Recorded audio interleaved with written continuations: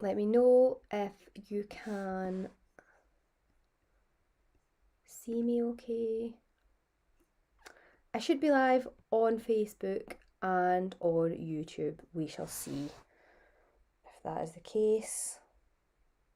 Yes, I'm on Facebook, probably on YouTube as well. I'm just going to leave my iPad here so that I can see the chat. If that is the case.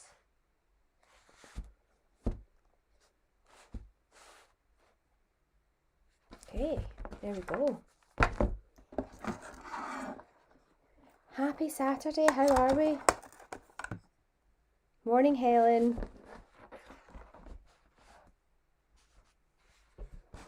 I need a bigger desk. I've got so much stuff on my desk. My laptop, and then that's not even including the sewing machines, or just things everywhere. Okay, I think the chat, I'm just sometimes a little bit worried. What I do, basically, I need to use like a third party thing to go live on Facebook and on YouTube at the same time. And although I can see some chat here, I'm just not sure it's all the chat. And I don't want to miss anyone's questions or anything. So I do have it on my iPad here as well, just in case. Yeah, I'm definitely not getting all the chat through. Right, between these two things I will get all your questions.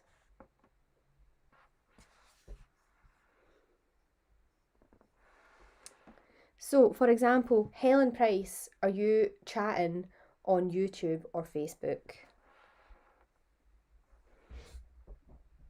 Because I can see 5 comments on here, but it might be, don't know if it's YouTube. And then I've got different comments on my iPad. I'll see. I'm just going to chat for a wee 2 minutes and let people come and join us. I know we've got a fair few people getting involved today, so that's good.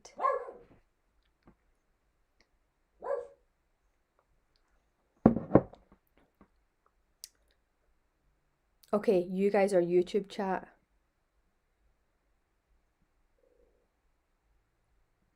Multi-stream, bet that's it.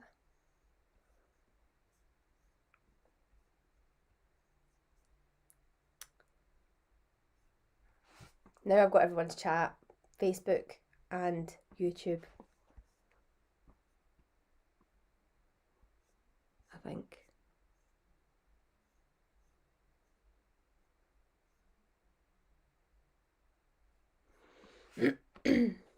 Christine says, I was on YouTube but now on Facebook, working great. Was it not working great on YouTube? Excuse me, I'm so sneezy today. I think the dog like slept right next to my face or something because I'm super sneezy. I might just have to switch between these two.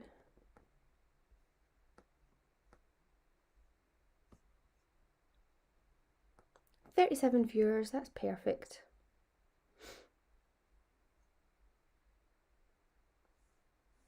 Do you know what? I'm just going to keep that open for YouTube and I'll put this wee thing here for my iPad.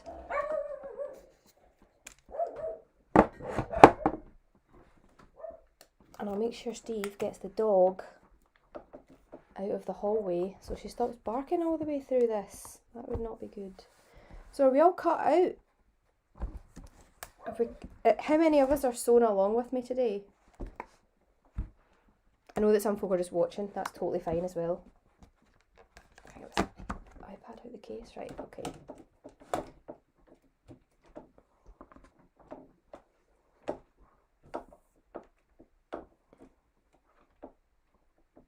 Okay.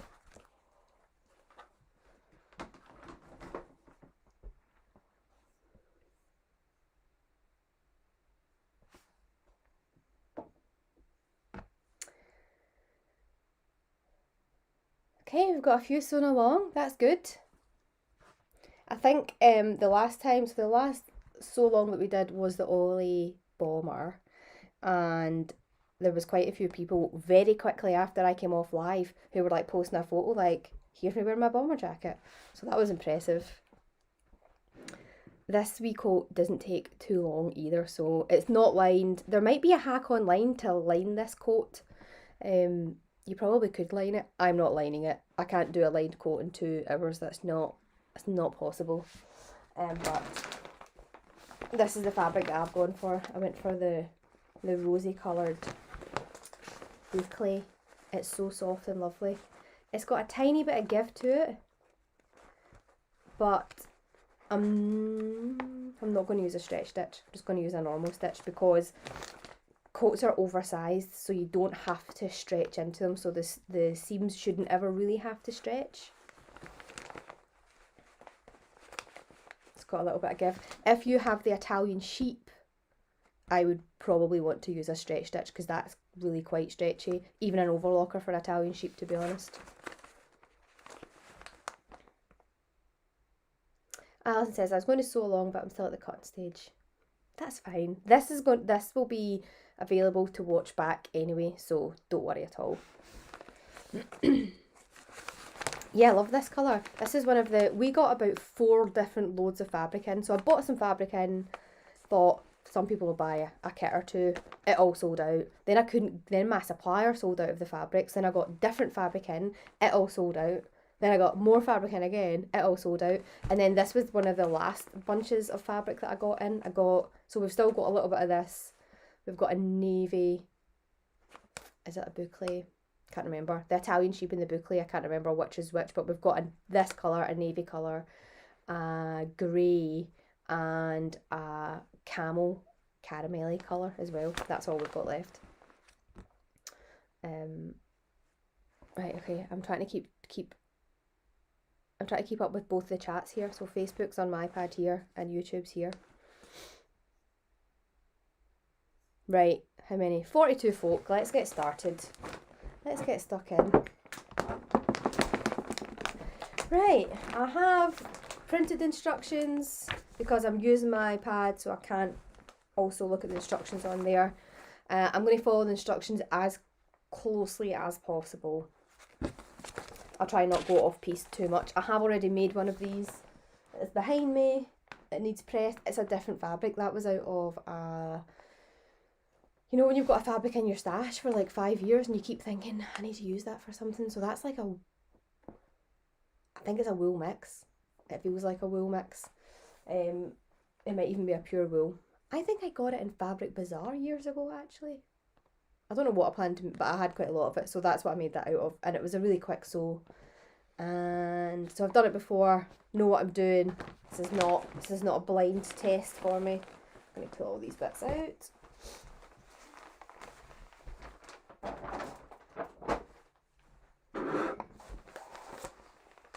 Okay, first bit we're doing is the pocket. So grab your pocket piece if you can find it. I've also put all my markings on my pattern, so anywhere, so when I was making the blue one that's behind me, I did not put the marks where the pockets go.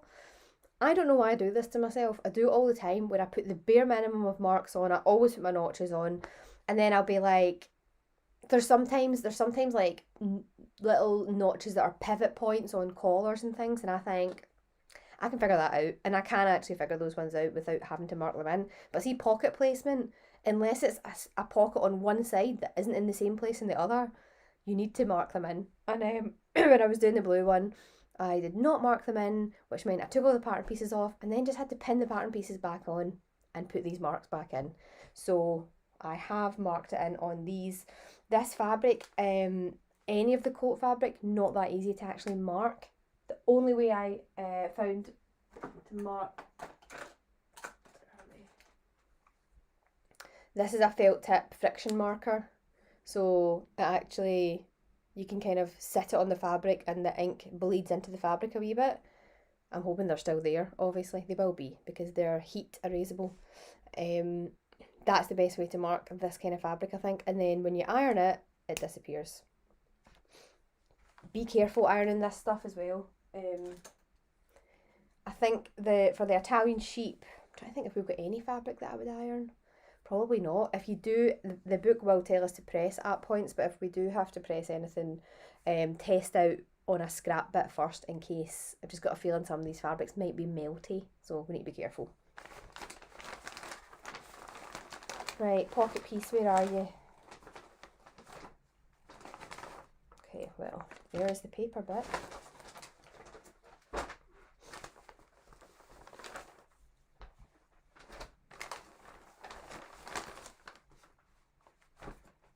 There we go, found them.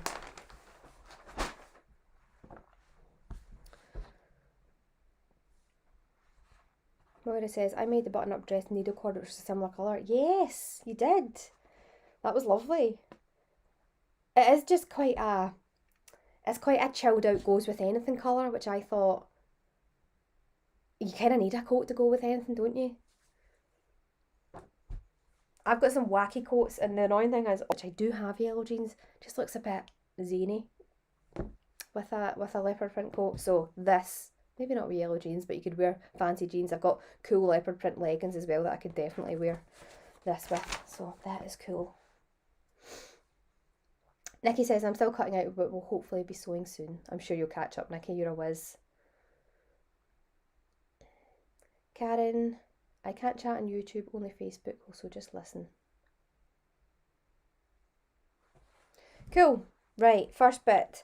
So it's saying finish the raw edges of both pocket pieces. So finishing the edge means to overlock or zigzag. Now,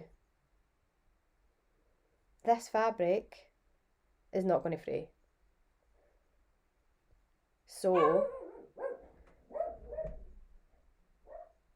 I'm going to just text Steve and get him to come and get the dog. Can you hear the dog barking in the background?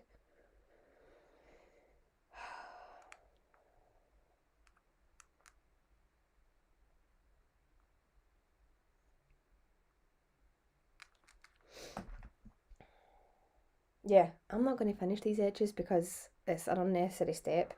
I can't speak for the other fabrics. I don't think any of them fray, but you'll know just by looking at them whether they're fraying or not.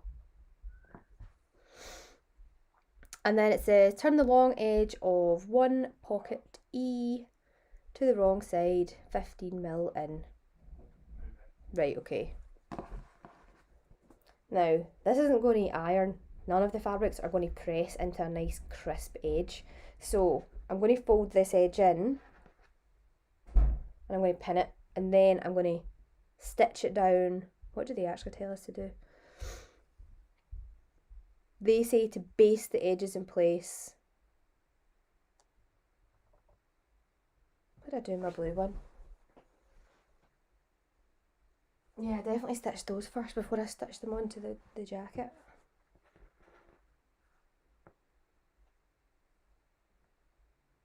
Okay, let's go with it. So on my pocket, I'm going, this edge is getting folded in, this edge is getting folded in, and then my bottom edge gets folded in, and then there's this wee edge up here that gets folded in, and then it gets folded over like that. So I'm going to go ahead and do that and they're getting folded in by 1.5 centimeters.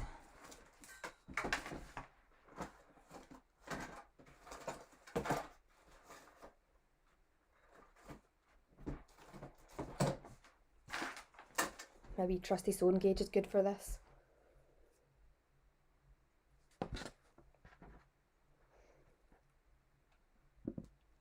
You can do it by eye if you want. Clips are good for this as well, the little crocodile clip things.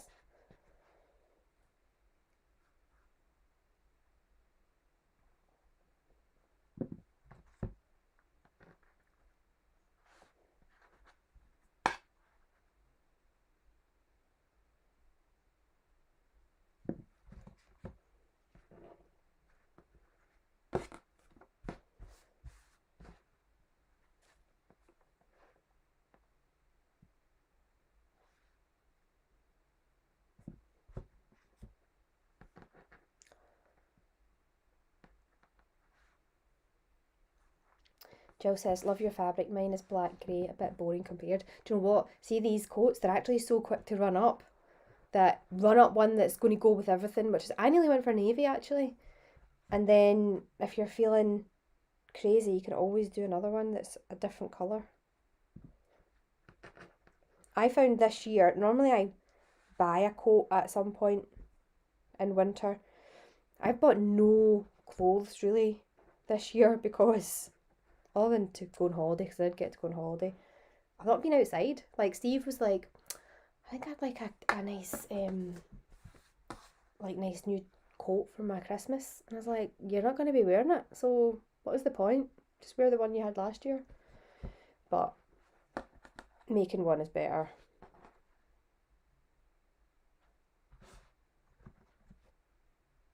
I'm just going to do both my pockets edges at the same time, so I've done one and I'm just going to do the other one at the same time, do them in tandem.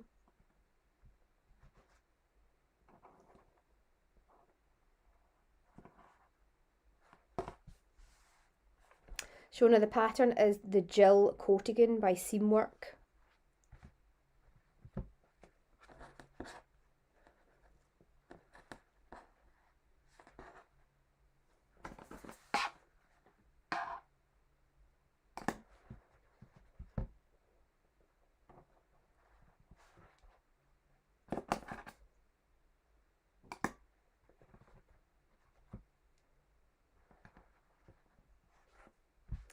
Okay, so I've got these bits and I'm going to, they say press, this is not going to press, so I'm going to do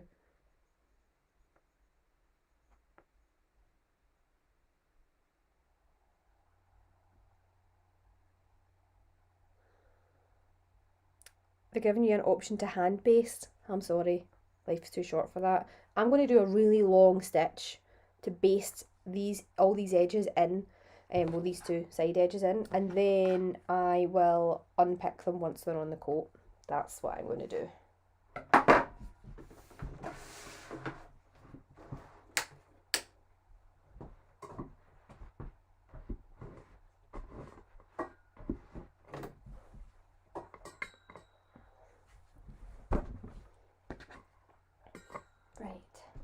Straight stitch. I'm going to go for a length 5, so that's really long.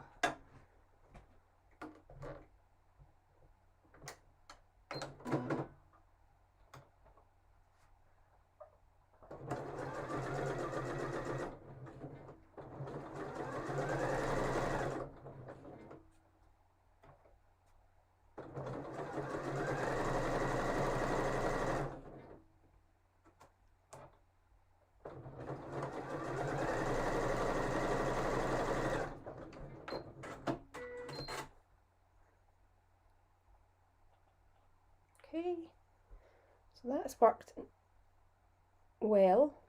Later on I will probably unpick these stitches. That's why you do a nice long one, so it's really easy to unpick again.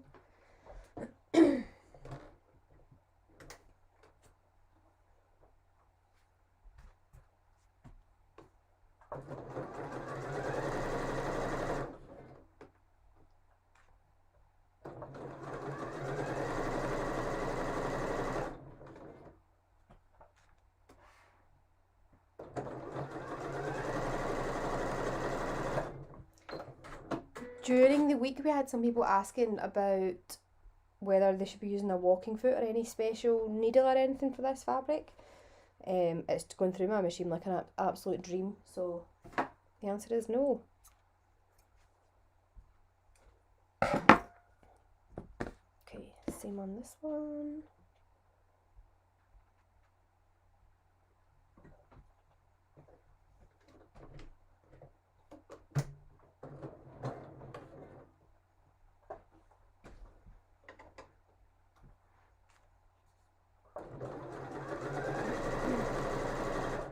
I think this is going to be the coziest jackety thing ever. I bet a wee short one would be cute too.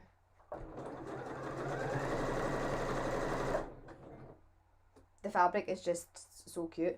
I have some of the, because the Italian sheep has a bit of stretch, I'm going to make Tilly and the Buttons Billy out of our navy Italian sheep. It's called Italian sheep. It basically looks like this.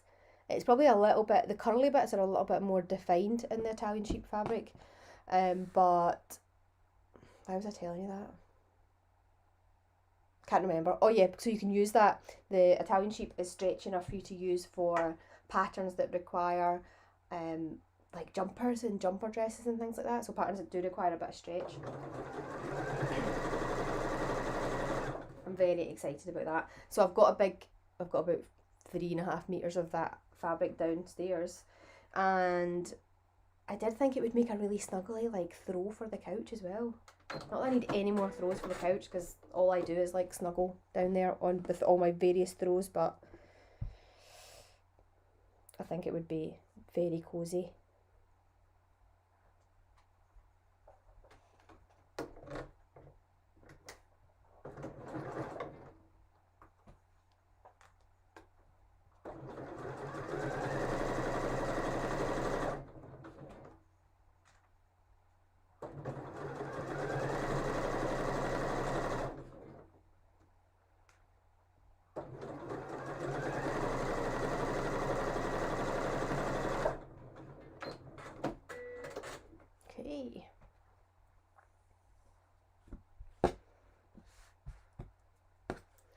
So that's my sides done. I think now it wants me to do the bottom.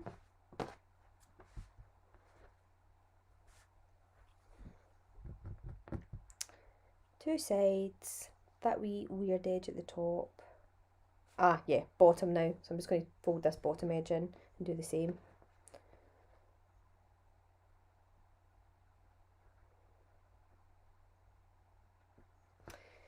At the bottom, what you might want to do, just make sure, see when you're folding this bottom bit down, what you don't want is for these edges to pop out, because you'll see it on the outside of the pocket. You don't want that when you sew your pocket on. So depending on the fabric you're using, you might, if you're, the fabric that I use from my blue one, I know you can't see that because it is right behind me, but it presses quite well. So you could press in a little,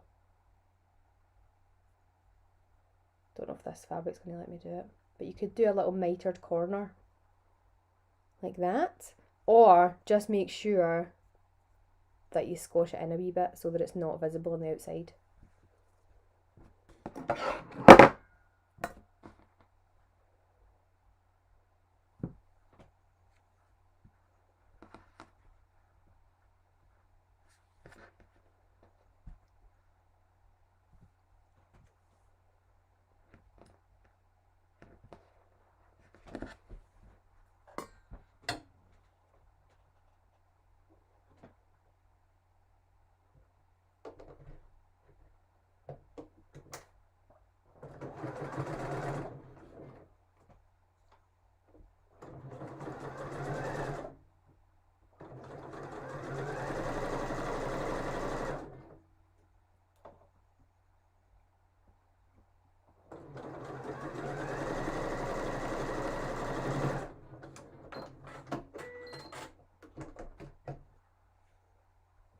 Okay, that looks good, I'm happy with that.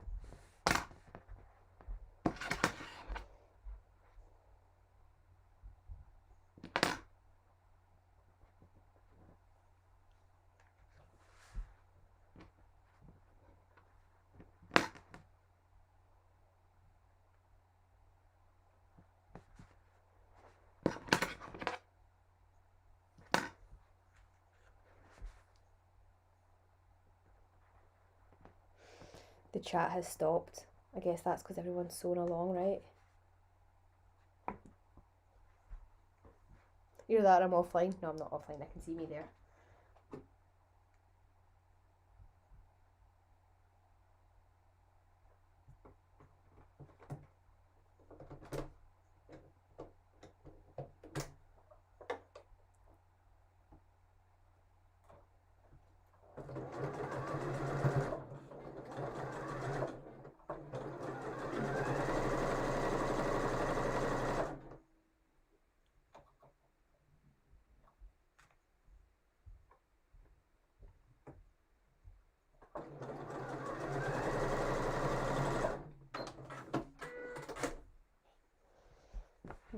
Okay.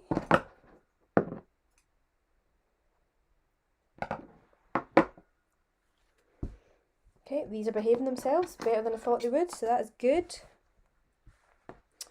Then we've got this wee edge here that needs folded in. So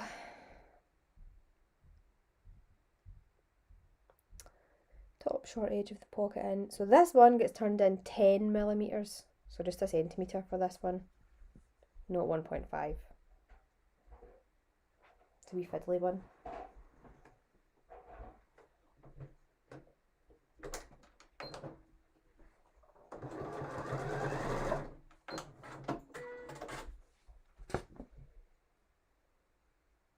Not even pinning this one, to be honest. It's so wee.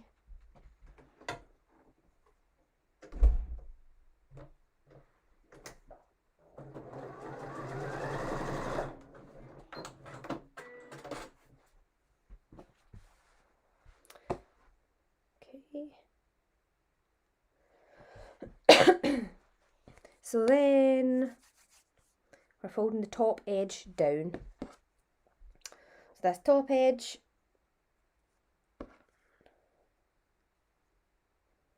gets folded down by, I'm just folding it down so that this back bit fits in all nice.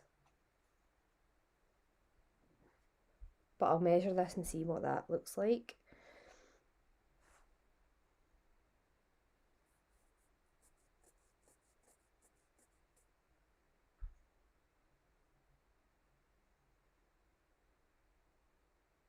Oh, they actually tell you to turn that in by 2.5, that little one.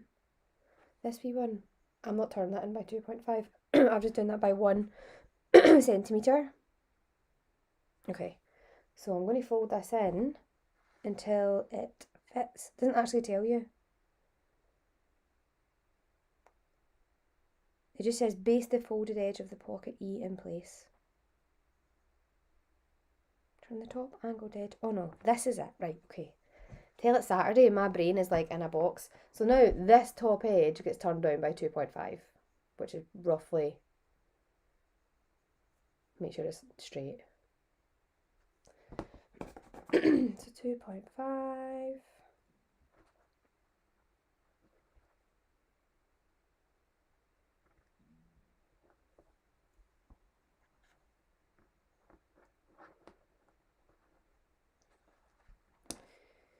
Then 2.5 there.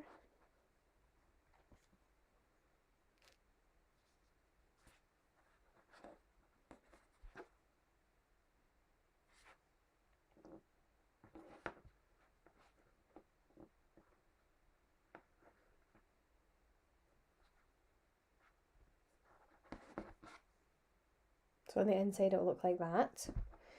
And it says you can do it by hand. Nah, I'm not doing it by hand. I'm going to do a nice little neat stitch.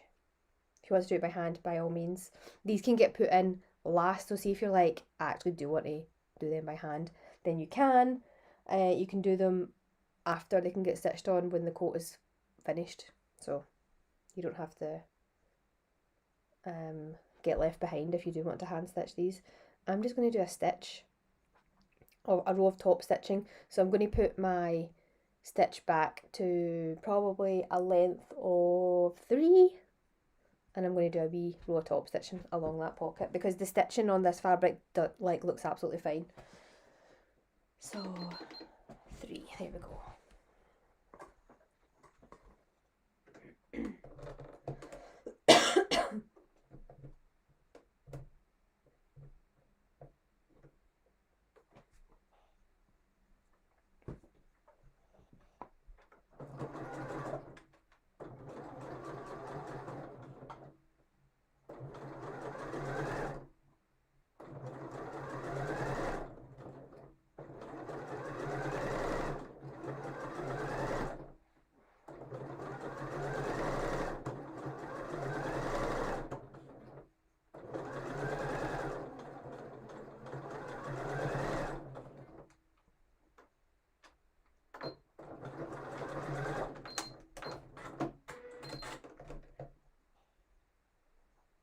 Cool, that looks nice.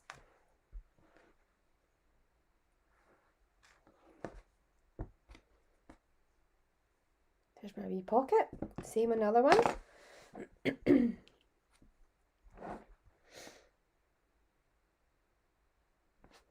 Let me see.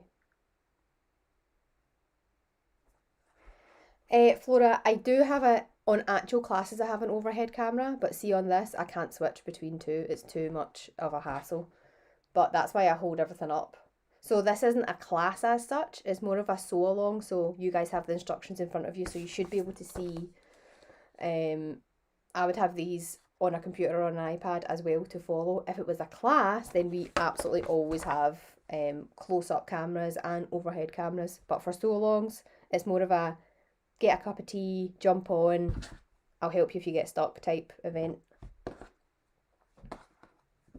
I do have an overhead camera. It's actually, I just took it off and put my iPad on the thing instead.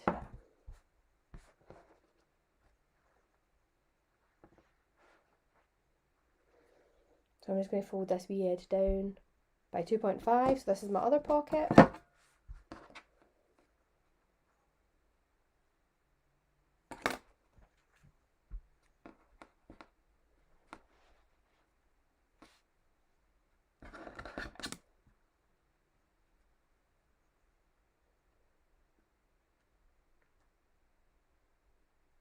So how cool is this? I have one of my friends that I went to uni with, Elisa, has a company called Eye Apparel. I actually have. I was going to put one of her jumpers on today actually because it's a wee bit chilly in here. And she's made, so she embroiders, so I did fashion at uni, so did she. She embroiders like song lyrics onto jumpers and stuff. And she's done, like Chris Evans has bought her stuff. Vern Cotton, other famous people who are cool that I probably don't know who they were, but they looked famous. And yeah, I was just about to think, I was like, am I not supposed to tell you guys this? But no, she put it on social media, so it's fine. She's done a whole load of stuff for Rod Stewart and his family. How cool is that? Like a whole load of embroidered hoodies and jumpers and that. Love it. She's made it.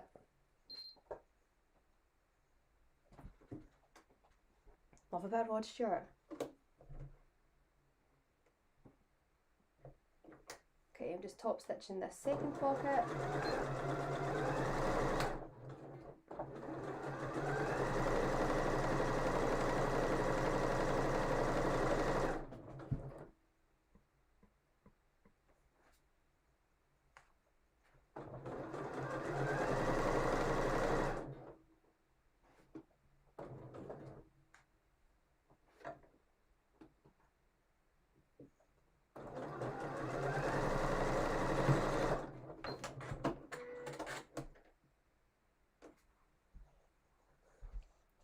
Second pocket done. Okay, and then place the wrong side of one pocket to the right side of the front between the circles.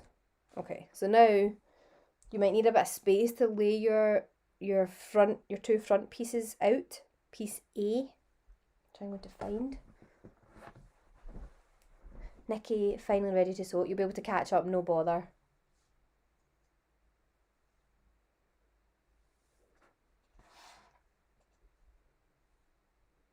Lorraine says, you won't need a coat if you make Tilly and the Buttons belly up in the Italian sheep. I know. I go out quite often in winter. I shouldn't do it. I've got a ski jacket in the boot of my car right enough, but and I'll just have like a scarf and a cosy jumper on. Sometimes coats are just annoying. But I guess this is where a wee Coatigan comes in, because it's like a coat cardigan hybrid, right?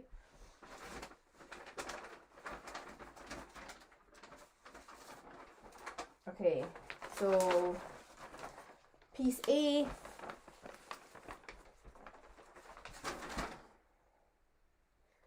Can I see my... Yes. So I've helpfully marked my pocket points on my wrong side, not my right side. So I'm just going to transfer them over to the right side so I can see where to put my pockets. So yeah, you can probably see 1 point there, 1 there, 1 there, 1 there. That is your pocket lining marks.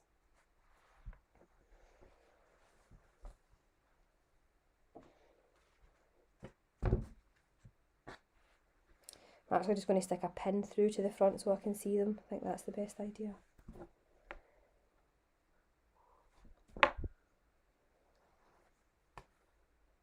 One there.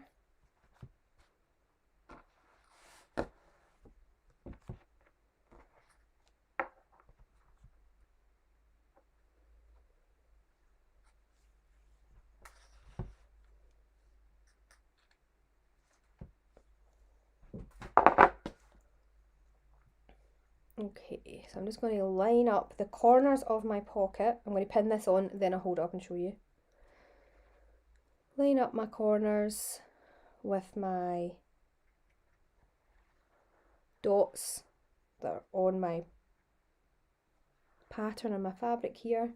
And I'm also going to sense check this by eye to make sure that it looks, so when I pin both of my pockets onto each side, I'm going to lay both sides next to each other and I'm going to make sure that they're in the right place.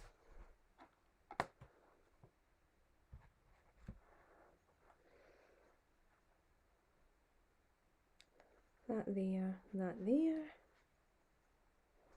Actually stand up for this.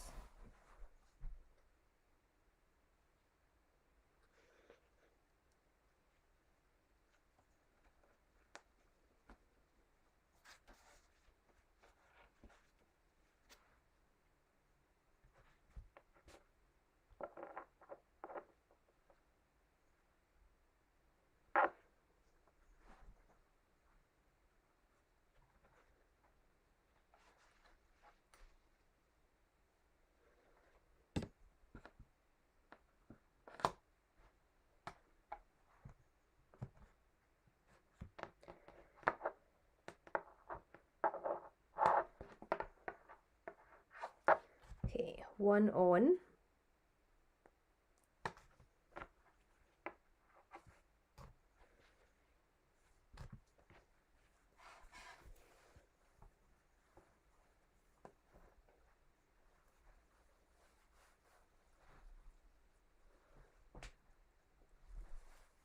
Just going to pin my other one on.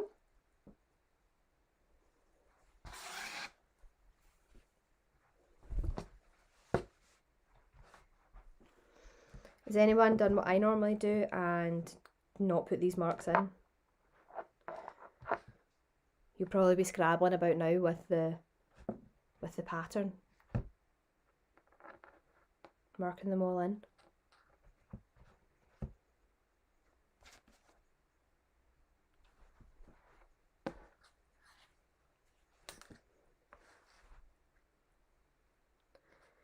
Okay, second pocket, on we go.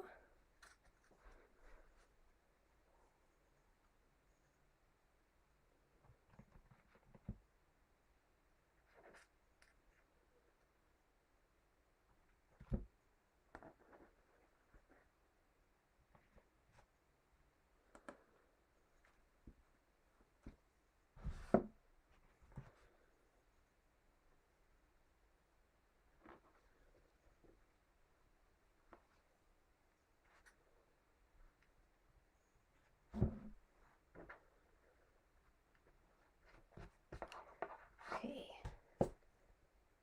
now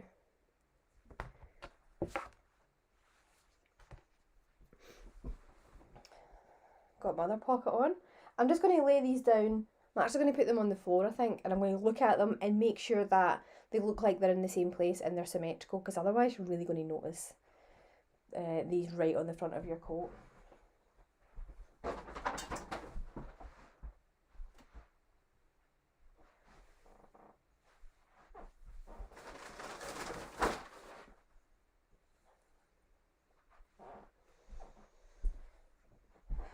You can also lay them on top of one another to make sure they're in the same place.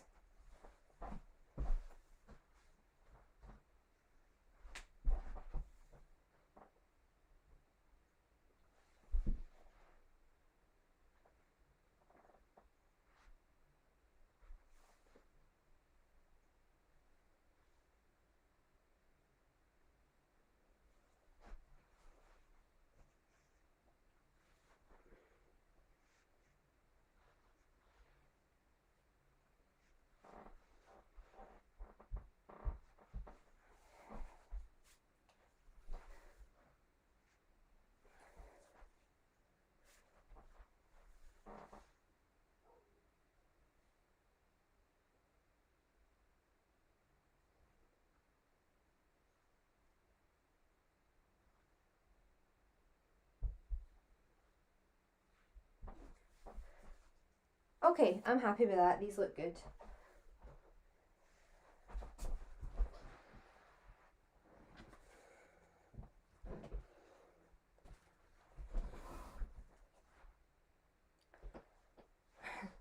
Nikki says, I know how I've just marked on the wrong side. I will just never learn. I always, just instinctively, you mark on the wrong side for most things, don't you?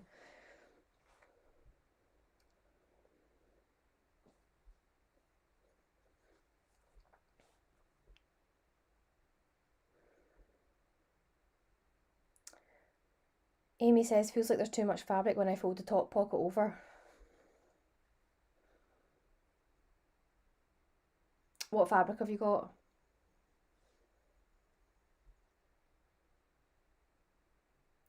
Naomi says, I always forget markings. I have to go back to the pattern piece after I fold it all up. I'm exactly the same.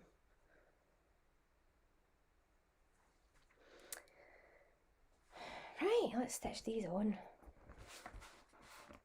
See, I don't know what fabric you've got, Amy, but for some obviously with our pockets here, we are folding lots of bits in.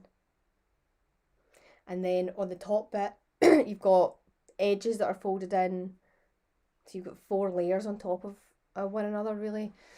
What you can do, because the pockets are really the only bits where you have tons of fabric folded over that needs to be top stitched onto more fabric. See if you try even folding them in place and then putting them under like 2 heavy books and flattening them out. It might help a little bit. This fabric's quite bouncy. Amy says, got there with a bit of manipulation. Okay, good. We're in business. That's good. Fabulous. Right, okay, so sewing on your pockets. A mistake that some people make when they're sewing on pockets is they just start stitching here. They do a wee reverse, then they go down, along, and up and do a wee reverse. Now, a reverse is pretty strong, but see if you're with a pocket, you're going in and out that pocket all the time. I've got my phone in my pocket. I've probably got snacks in my pockets as well. I've got tons of stuff. I love a pocket. I think all us sewers love a pocket. So just doing a reverse at the top here means they're eventually going to come away. So actually what you want to do, you want to start, see on this line that we've got, if you've done the top stitching, of course. If you've not, then just measure down about 2.5 centimetres. We are going to do a little kind of triangle shape. So we're going to start in at the edge. How top stitching is also a personal choice, so where you actually sew them on is up to you. I've got indentations here that I might just try and sew into rather than take these out, because that was my basting stitches for keeping my pocket seams in place. But we'll be starting at the edge, going out in a triangle shape along that top edge, and then down, and then you do the same triangle shape when you get back to this bit, so you come out and you'll finish down there. You can go kind of in a couple of centimetres, you can just come in 1 centimetre for your triangle shape if you like, but it's much stronger than doing a reverse and having essentially, you know, the start of a stitch at the top of your pocket. It will come away. So that's what we're going to do. Oh, my pins just came out of that.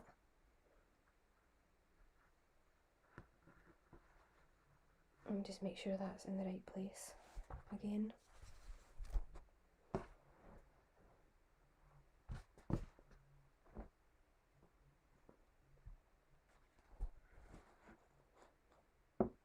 Yeah, that looks fine. Okay, so let's stitch our pockets in. On.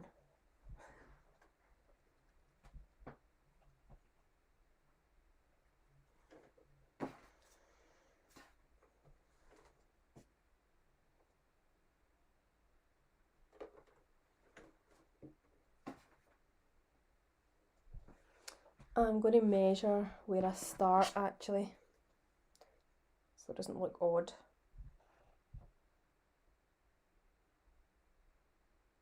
I'm going to go for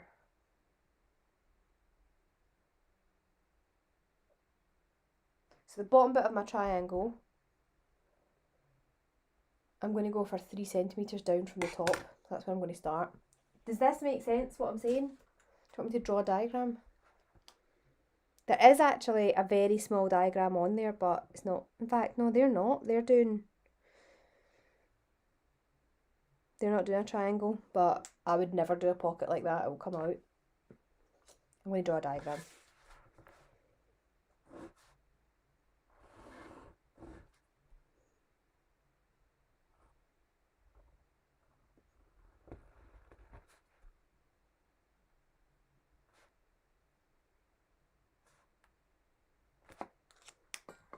Here's what I mean about these triangle bits, right?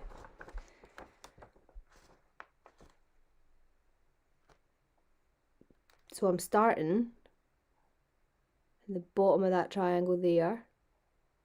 Then I come, this is hard to do on this camera. Then I come up to the top, I go up to the bottom corner, then I come down.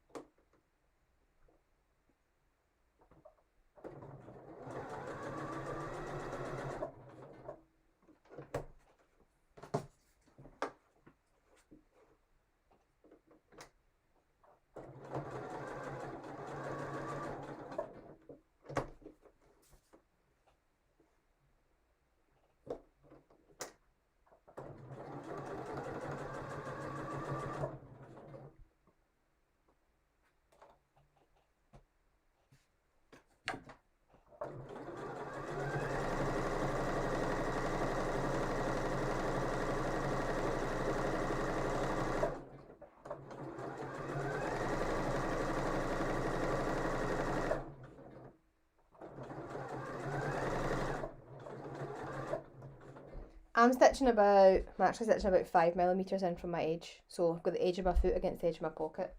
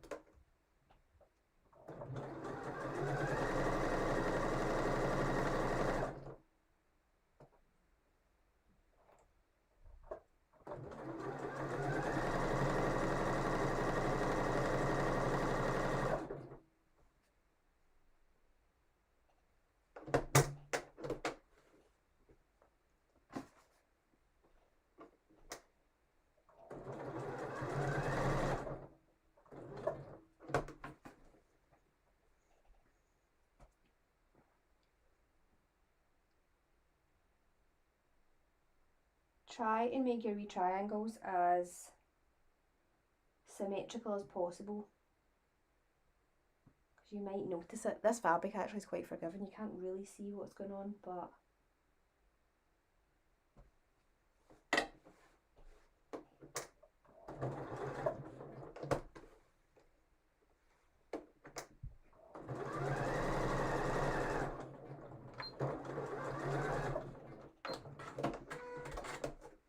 okay.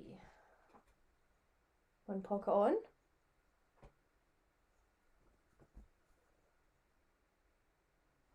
Same on the other side.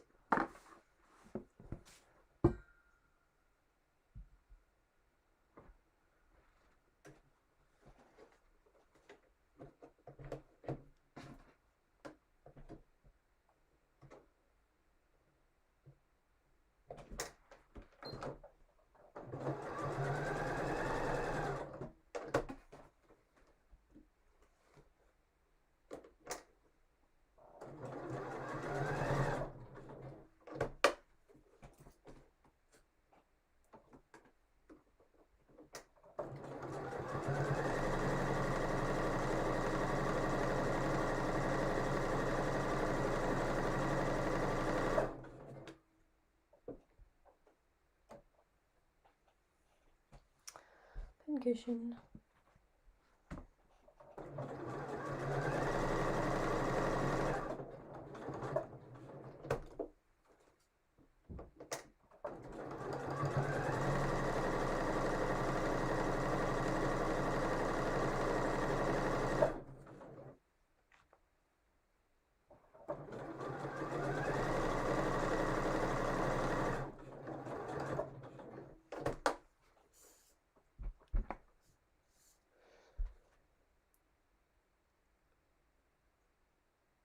Christine, I put my pockets on the wrong side, but I'm going to leave them because I've tried unstitching the buckle and it's a nightmare.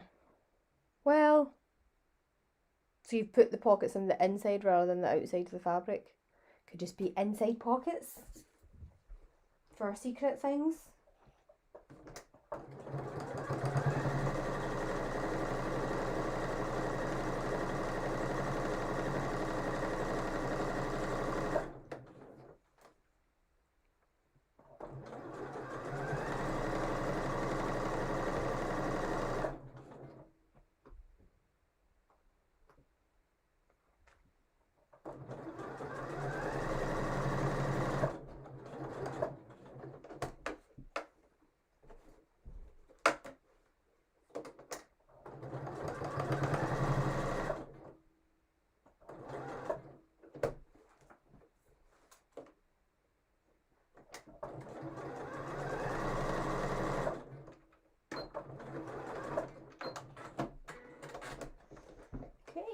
Two pockets down.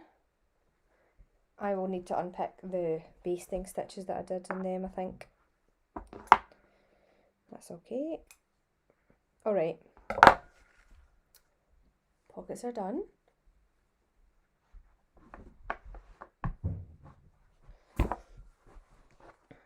How are we getting on? Christine, no one will know exactly. It's just between us and the 31 people watching right now. You do get indoor, do you know what? You get pockets on the inside of jackets, so it's not completely bananas.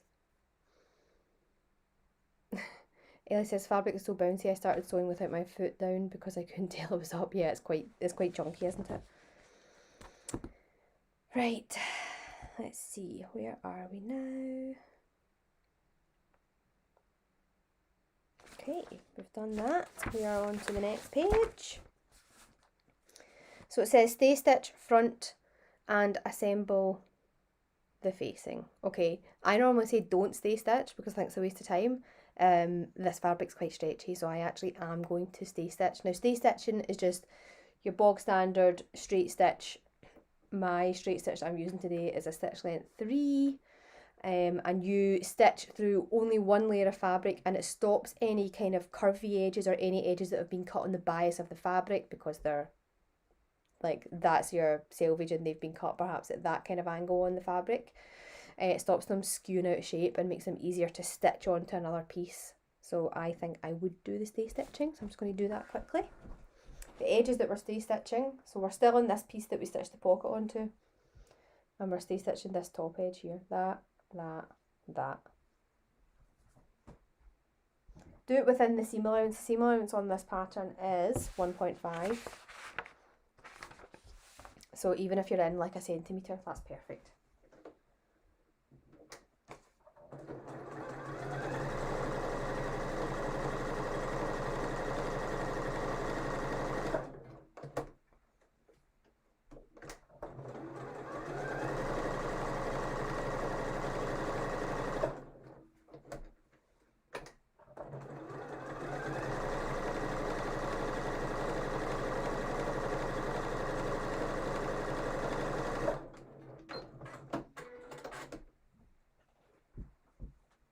Okay, one done.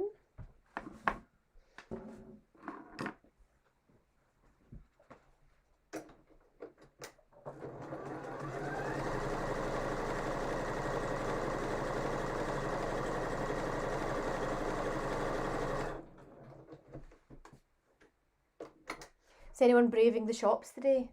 No, the shops are, well, in Glasgow they're all open. I can't actually imagine anything worse right now than going into town. We're absolutely mobbed.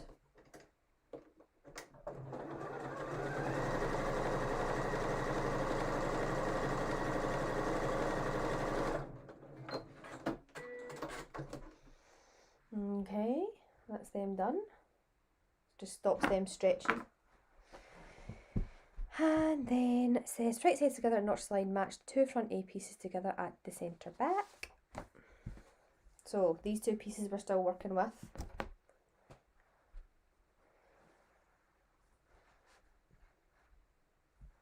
So right sides together with your 2 A pieces.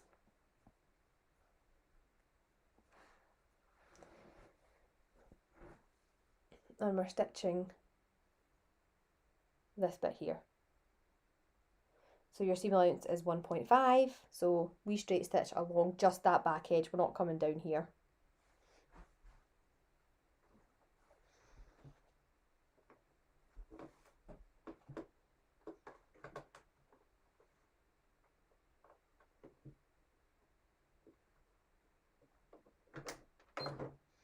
And just a wee reverse at the start and the end, a wee back tack so this doesn't come out.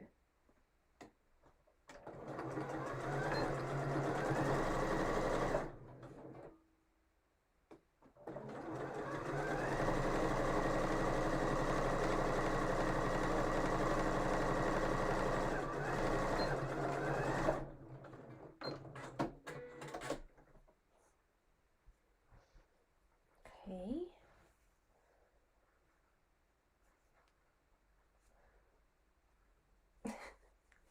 Honestly, I always start trying things on at any opportunity. There we go. Do you know what? I'll tell you something. Let me stand back. This would make a very cool, like, shawly thing. You'd maybe have to get rid of this armhole situation, but that's actually quite cool.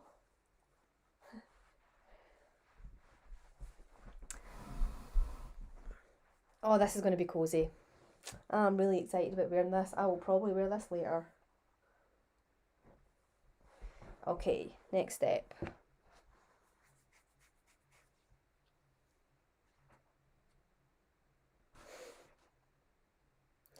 Karen says, you might have inside pockets, but my toile has one correct pocket and one inside out.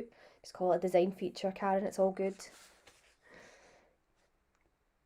Okay, so find the facing, which is piece D. We're going to do exactly the same steps again on that. So you can put this piece, these 2 A pieces to one side.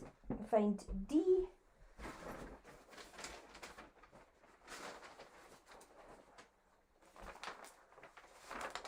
Looks like this. It's like a similar shape at the top, but it's stitching and then stitching those 2 edges together.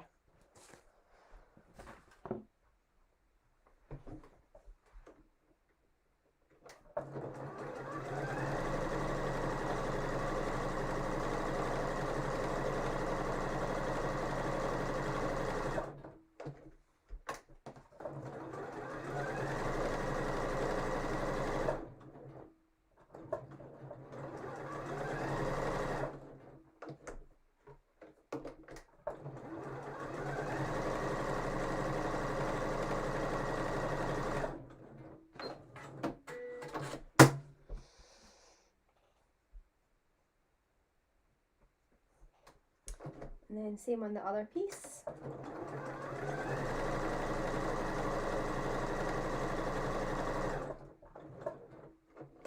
Does anyone else try, when they're dressmaking, try the bits on at every point? Is it just me? It can't just be me.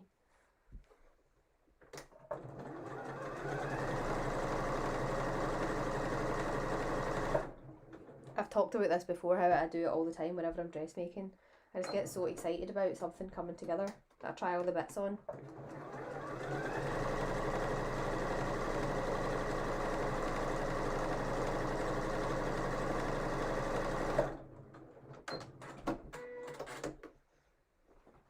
So I've stay stitched these bits,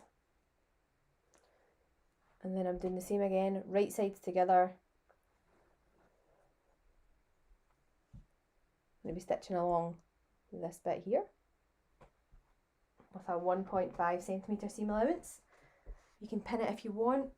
I am not pinning it because it's behaving itself not too bad.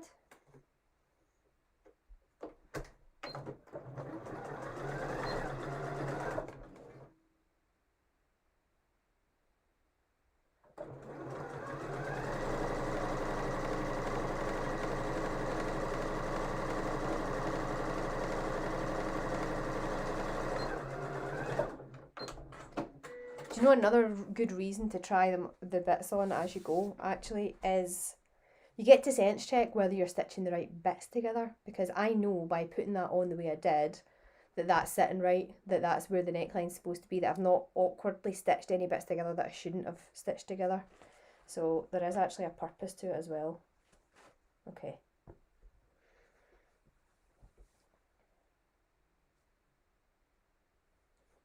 That's my facing, which actually ends up being the outside of your collar.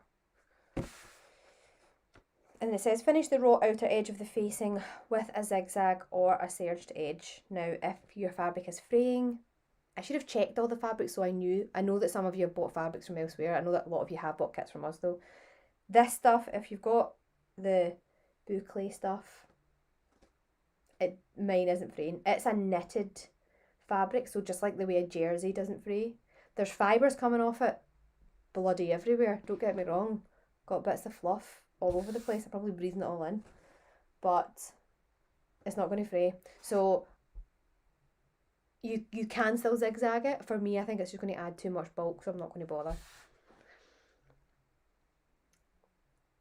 Rachel says, I also do that, then I feel the need to go and show my partner who's not as excited as me about it. Why do they not get that excited about it? Steve's exactly the same. I'll go down and he'll be like, what is that? I'll be like, it's a sleeve.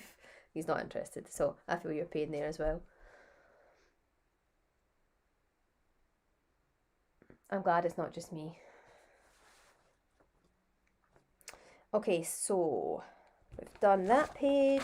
I'm on to page 5. Assemble the back. So the back is piece B. So grab piece B, put this piece to one side as well. Just put them behind me.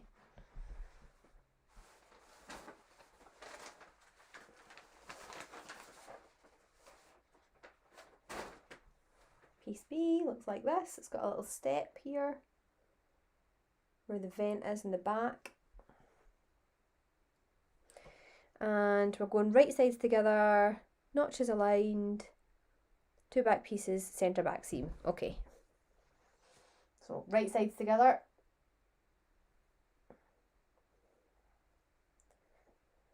Now, there are some dots on this as well. I have actually marked in. So there, that's a pivot point. So basically they're saying they want you to stitch all the way down here till you get to that pivot point, which looks quite far into me actually. And then come in, there's another pivot point there, and then you go down. You should be able to just use your seam allowance, to be honest, which is why I often do not mark the pivot points in, because it is generally just where your seam allowance is.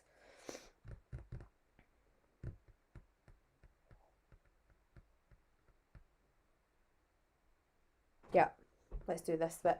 I'm going to pop some pins in this one though, because this is long.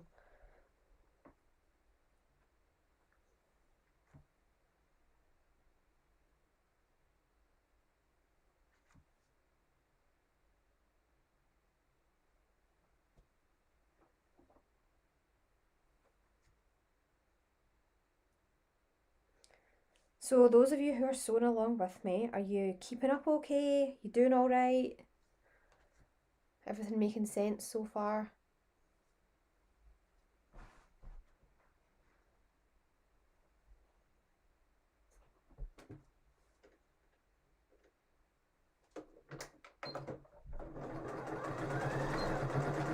Remember doing a reverse at the start and the end.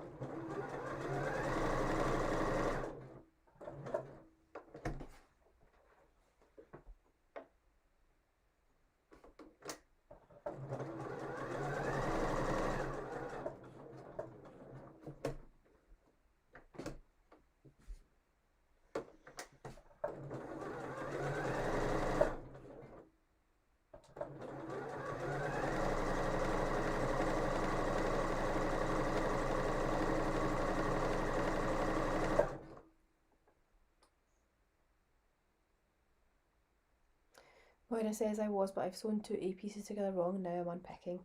It's inevitable. There's always some kind of unpicking in a project, isn't there? Can't get away from it.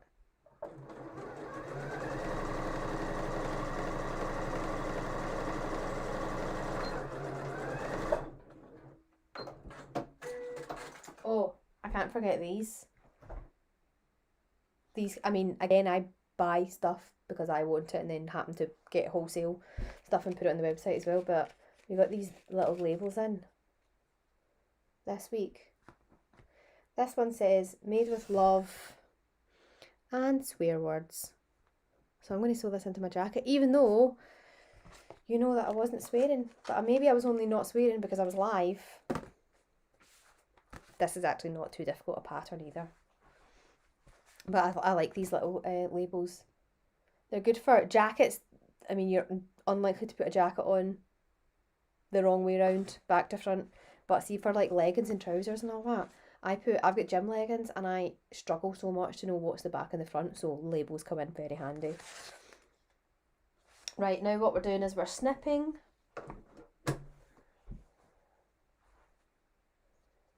So this bit here, we're going to snip in to that bit just to release this, because this is a kind of like a fake vent, if you like, at the back of the jacket.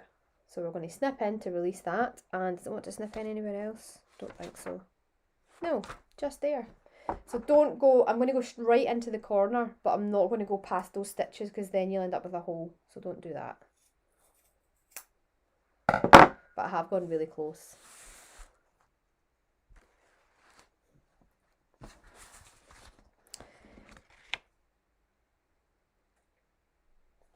Then it's saying finish centre back seam, so if you are zigzagging or anything, you can do that.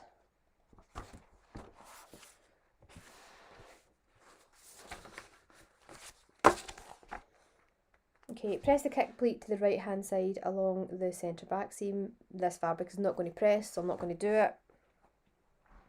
What way does it want me to?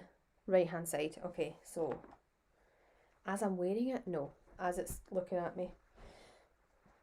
So I'm placing this down in front of me. I'm going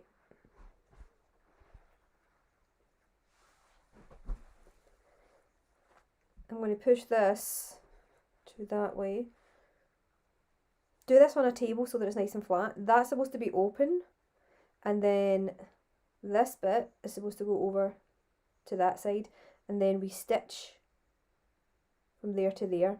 However, stitch on the outside. See, because it's top stitching, you want to ideally always stitch on the outside so that you can make sure that it's looking nice. I'm going to pin it on this side.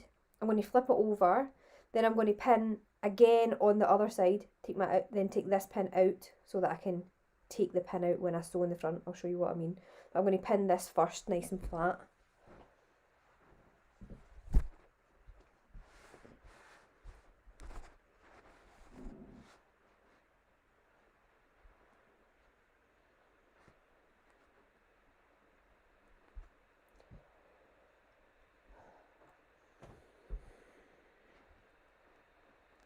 Okay, so big pin in.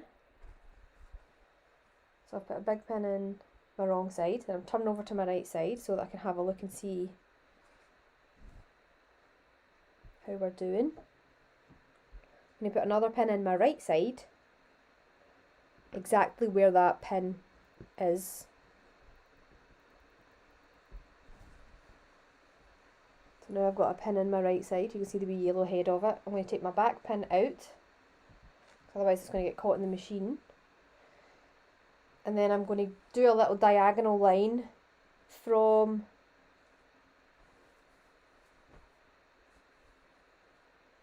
where this pin is, from the opening here. I'm going to do a wee diagonal row of top stitching down that. And I'm going to do it the width of that vent in the inside, so I can feel, again, because this fabric's quite chunky, I can feel that vent. It goes to that, it's about that wide. So I'm going to do a wee stitching with a reverse there, wee diagonal line, reverse there. That's going to sort that vent out for me.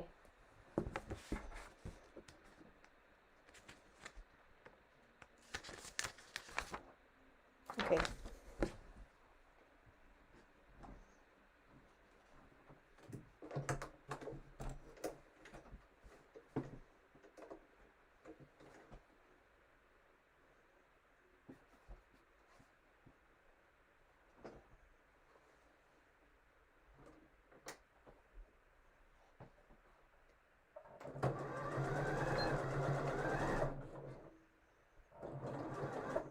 angle doesn't actually matter too much. You're just trying to secure this vent really, and the angle just looks better than a horizontal line.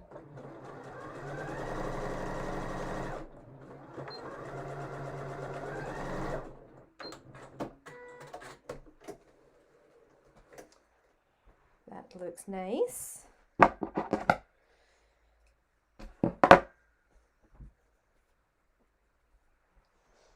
So that is what it looks like on the back, on the outside.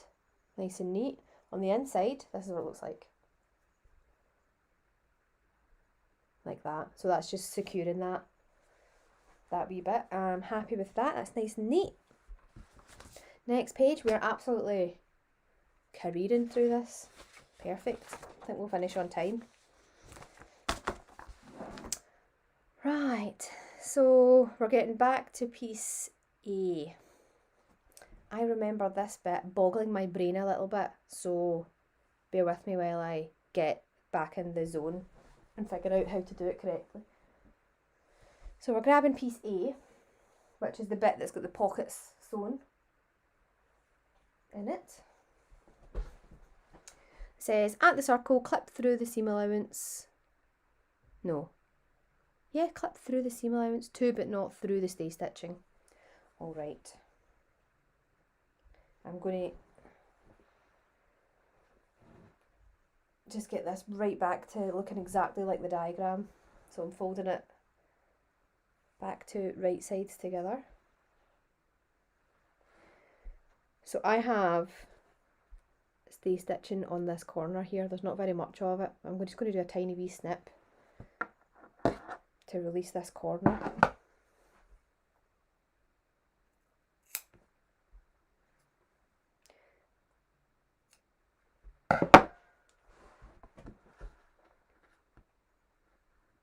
Okay. And then with right sides together, notches, shoulder seams and centre back seams aligned, match the front A to the back B. Right, so grab B, which is that bit we were just working on a minute ago. I'm going to put B down in front of me.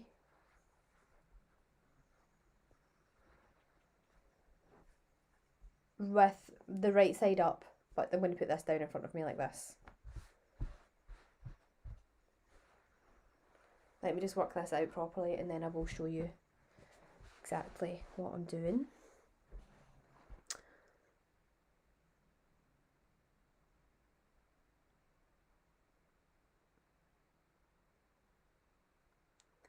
Match the front A to the back B. Okay.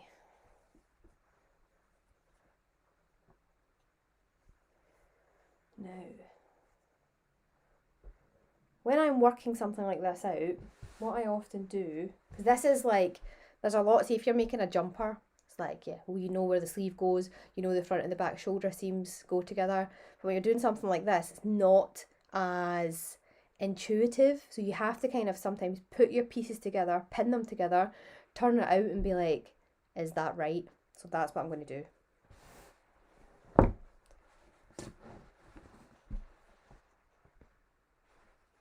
The diagrams actually aren't great with this either. Okay. So I think that goes there, that goes there.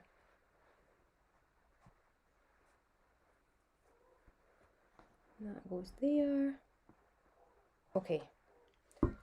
I'm going to pin this together, make sure it's right, then I'm going to show you exactly what I'm doing.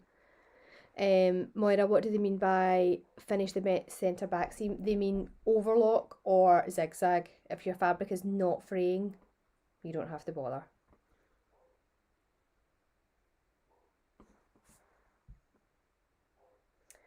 Amy says, the boucle press is okay. My pockets looked a bit stretched, so in an act of desperation I put a steamy iron on it, sorted it right out. That's good to know. Give this a wee press afterwards then for sure. Right, so what we're doing here, the easiest way to do this is to take your back piece. So this is my back piece with my shoulder seams. And then I've got a centre seam here. Now what I've also got is a centre seam here, and those two centre seams, they need to go together. So this weird piece, centre seam, matches to the centre seam of this. So I'm going to hold this. So this is my back, right side. This is piece A, the bit that's got the pockets and all that on it. Centre seam here, centre seam here, they go together, right sides together, like that.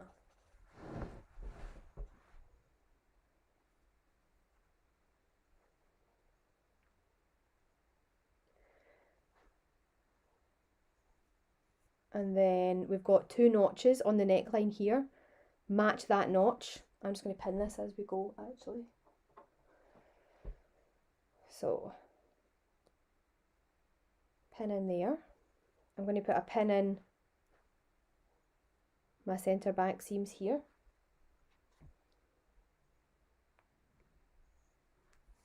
I've got another double notch here. I know that you can't really see them, but they do exist. They're just very small. So I'm going to match them.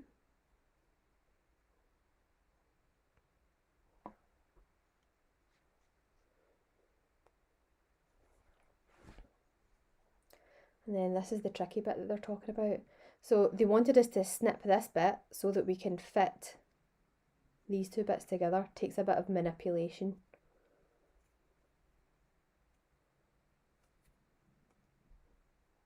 But it is possible. So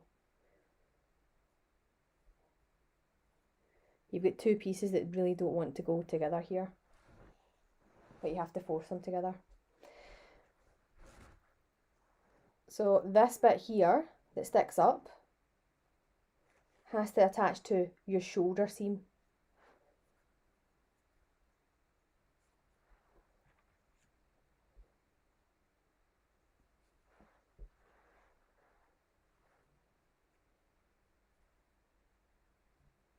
There's a notch, another notch there in the shoulder seam you can match to.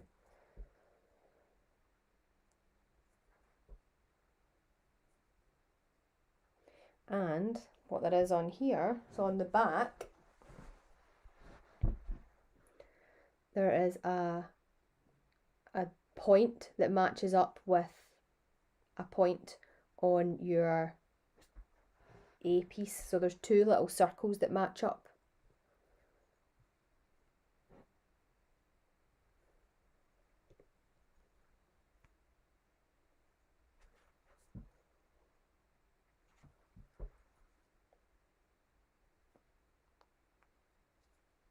I'm just going to snip that corner a little bit more to make this fit.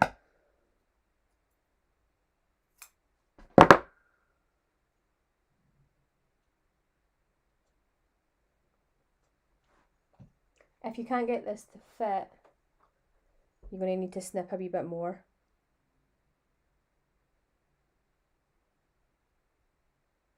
Okay, so that is what that snippy bit looks like for me.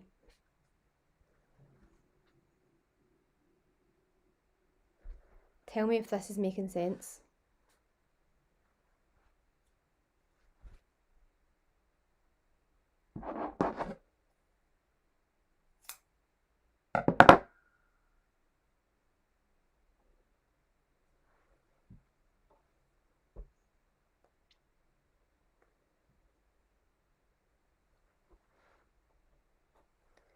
The notches are really handy here because they let you know you're on the right track.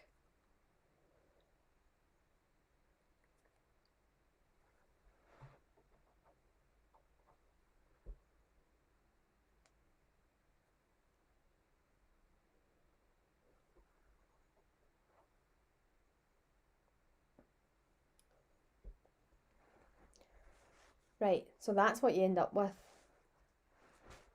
Before I stitch this, I can turn it out and make sure that it looks okay. But the basis of it is you've got your piece A and you've got your piece B. First thing you do is match your centre back seams, because there's a centre back seam on the back of the collar and obviously the back of the jacket as well. And then you're putting two edges together that do not look like they should go together, but with a bit of snipping, they do go together.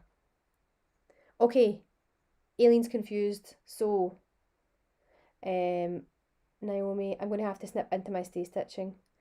Naomi, I snipped past my stay stitching as well. It's fine. Okay, so I'm going to take these pins out and I'm going to do it again for those that are a little bit confused and for anyone who is behind and wants to see this again, right?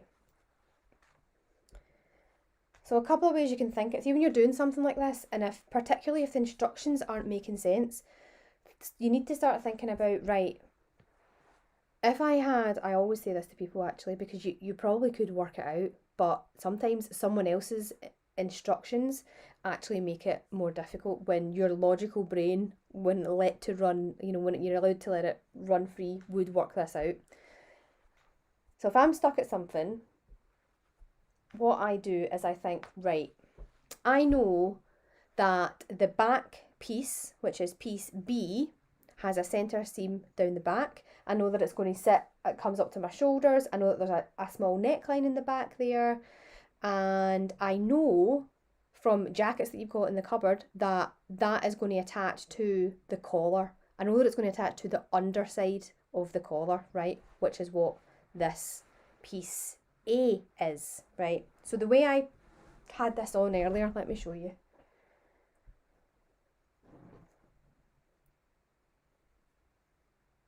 Like this.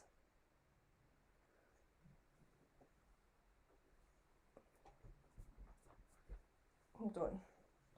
Now I've confused myself.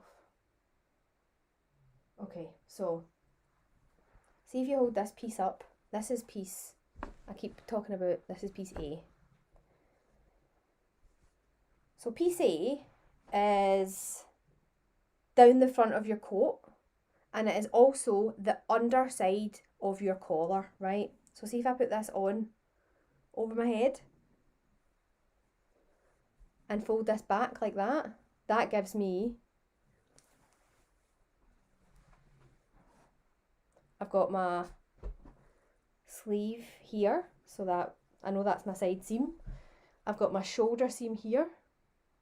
I've got my underside collar, because this bit here is a wrong side, so it's going to be hidden eventually. Underside of my collar. Might have to tie my hair up to show you this.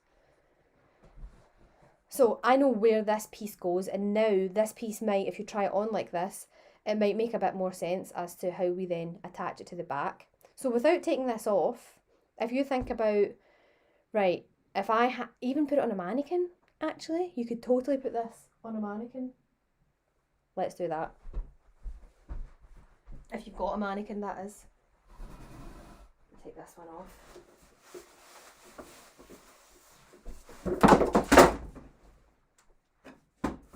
Okay. Have a look here.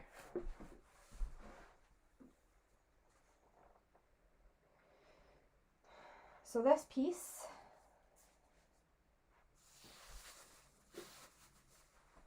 goes on like that, right?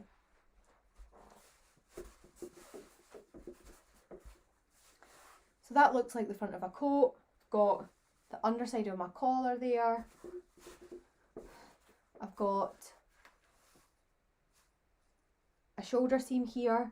So if this is on my mannequin, how would I then put the back piece on? So if I flip this round, this will hopefully make much more sense to you. If you don't have a mannequin, a small child, a husband will also do. So I know that this back piece goes like that, right? So if I flip that collar bit out, up and out of the way, then you can actually see how these pieces go together. This mannequin is not adjustable in height, I don't think. You can see how they go together, because there's my shoulder seams going together here, and then there's my back neck going together there.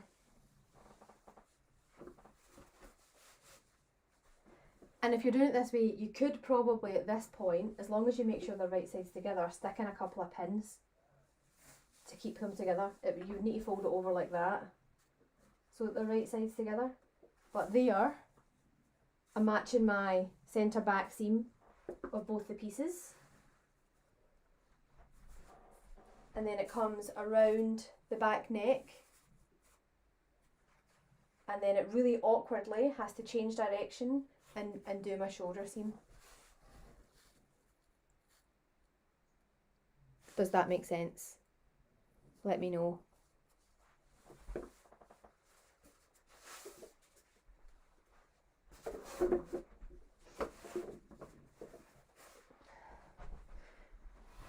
Mannequins are quite handy for figuring out stuff like that, if you've got one. Okay, so I'm going to pin this together now. Again, so right sides together, first thing I'm doing, matching my centre back seam of both pieces.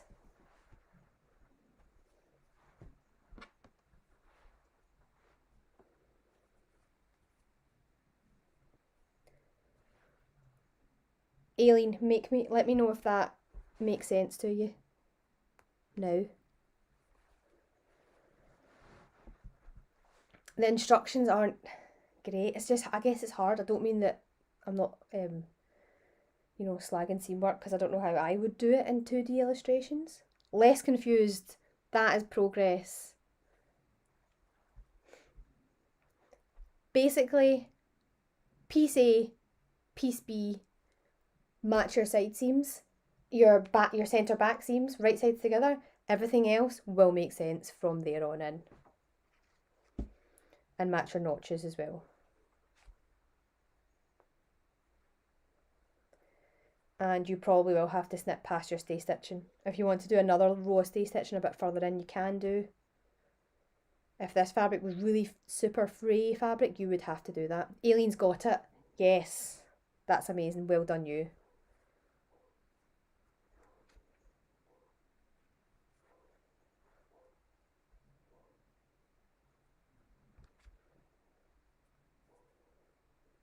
My best friend from primary school was called Aileen.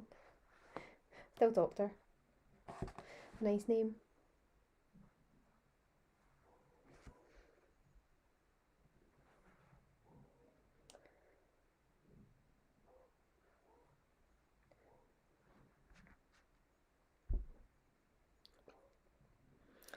Moira says, I've got two wee pointy bits at the top.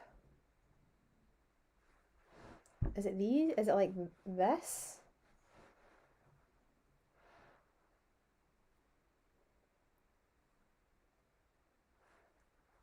Nikki's caught up. Fantastic.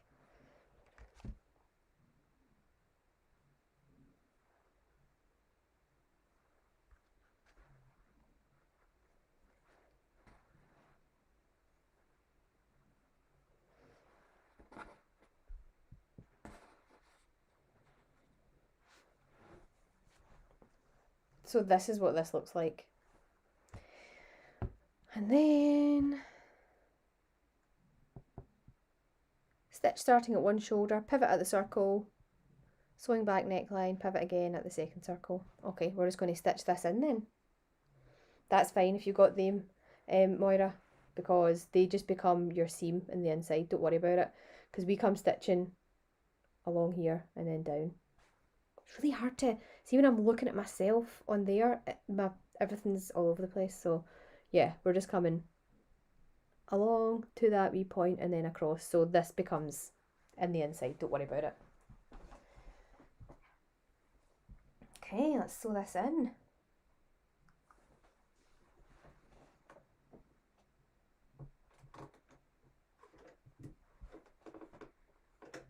.5 centimetre seam allowance again.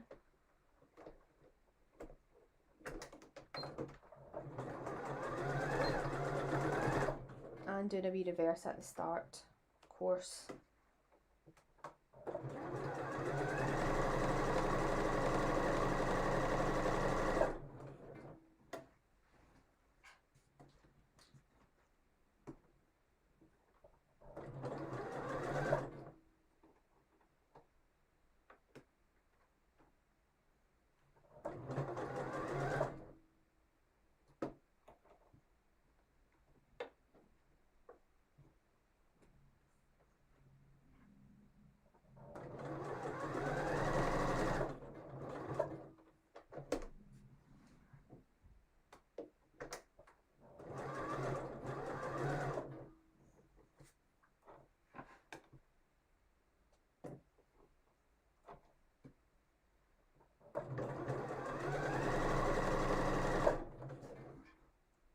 Make sure when you're sewing over your centre back seams that both those seam allowances are open, so that we don't have one bulky side and one not bulky side.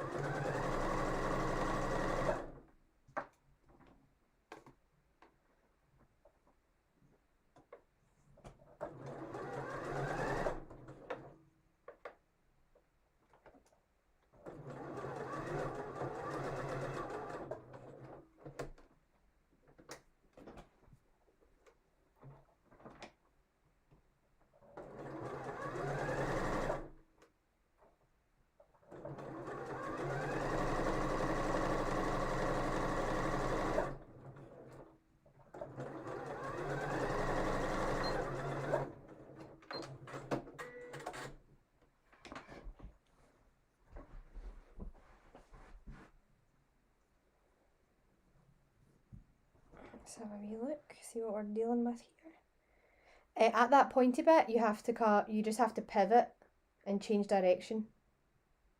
I think it was Naomi that was asking that. Okay. Oh. Do not leave a pin in your coat, that's not going to be comfortable. So now we have the back attached to our neck facing.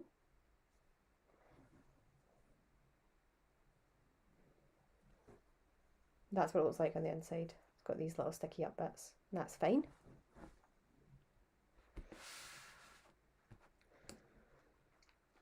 Claire, everyone's doing amazing. We even got through a really tricky bit together there. I think we're all going to smash it, and I cannot wait to see these quotes. Please, please, please, afterwards, if you finish them today, even if you partially finish them today and I only get like the scarf version on Instagram, please, or Facebook, tag us, let us know, let us see them. I'd love to see them.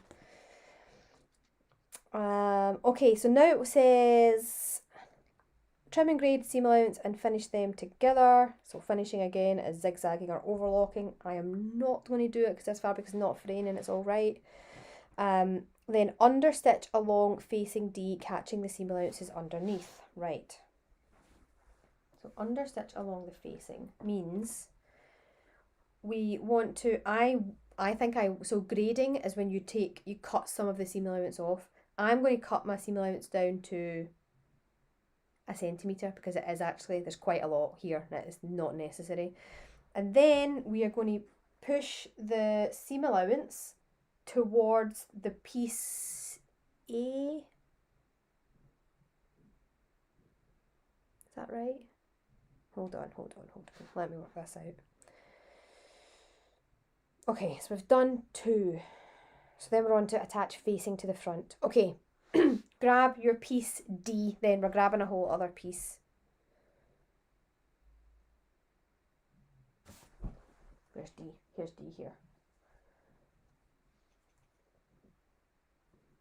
This bit. And is it the curvy edge? Let me figure this out. Yeah. So this curvy edge is going to go right sides together against the curvy edge of the neckline that we've just sewn onto the back of the jacket. So we've got this curvy bit. This curvy bit goes right sides together with this curvy bit. Again, match that centre back seam. So we've got a centre back seam on that and a centre back seam on that. Right sides together.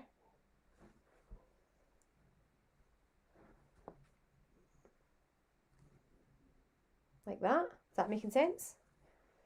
So this actually goes all the way down the entire length of the coat, right down the front. So we're stitching. There's quite a good diagram in the book for this one actually. We're stitching from the bottom hem of one side up along the neckline and then down the bottom hem of the other side. So this is definitely going to need some pins.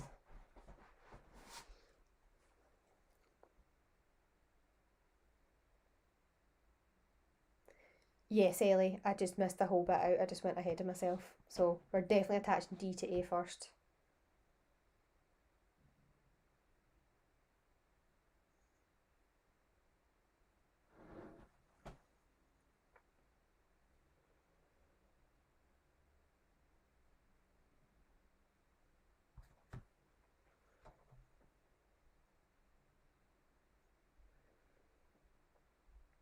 Colette says, I'm surprised how far along it looks you all are already. I know, it's not too time consuming considering it's a coat. Tiggin. Coat cardigan hybrid. Big fan. There are notches to match on this as well, I believe. I've definitely got a notch there. Yeah, there are notches. So there are notches on this curvy edge to match, to keep you right.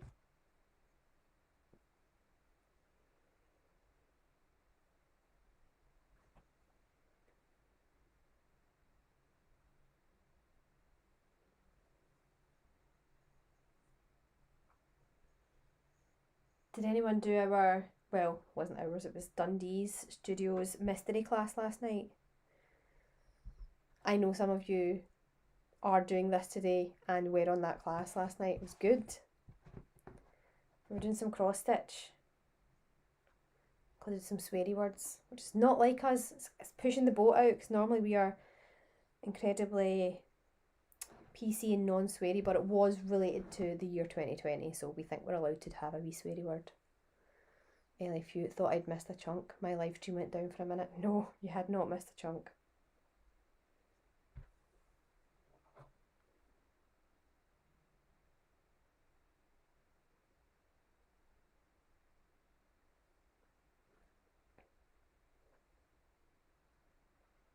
It's quite hard to find your notches in this fabric, isn't it? It's a little bit like a needle in a haystack situation.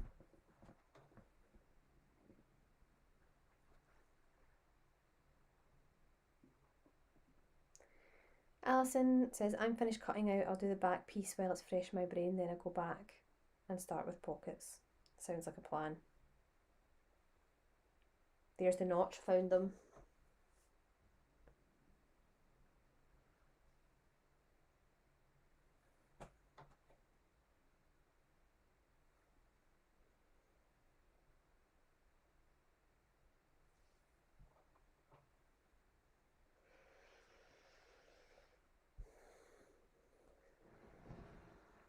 Alright, I've pinned the facing the two curvy collar pieces basically. I pinned them together and I'm just going to stitch them just now.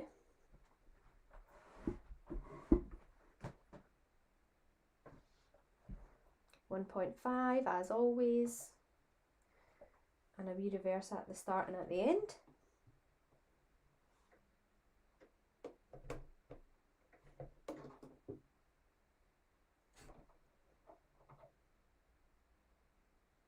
Has anyone ever worked with this kind of fabric before? I know that it scares a lot of people.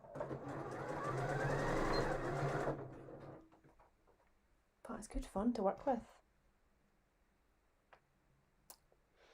If you're watching on YouTube, we do post other bits and pieces every so often, so you can, if you want, you can subscribe. That would be fab. That's what all the YouTubers say, isn't it? Subscribe to my channel. We do a lot of stuff on Facebook as well, but we do post stuff on YouTube also.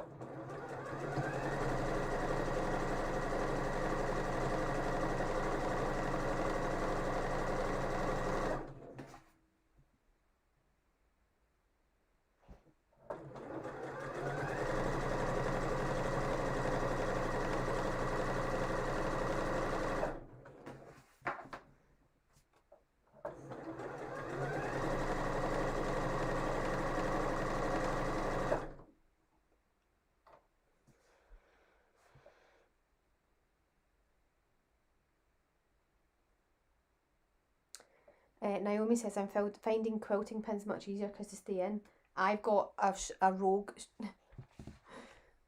I've got one. I do actually have more in the drawer, right enough. I agree. These are, because they're much longer, they are actually a little bit easier to work with this fabric. Or the little crocodile clip things you get. Colette says, if you got one of the So Confident coat kits, what colours did you get? That's a good question.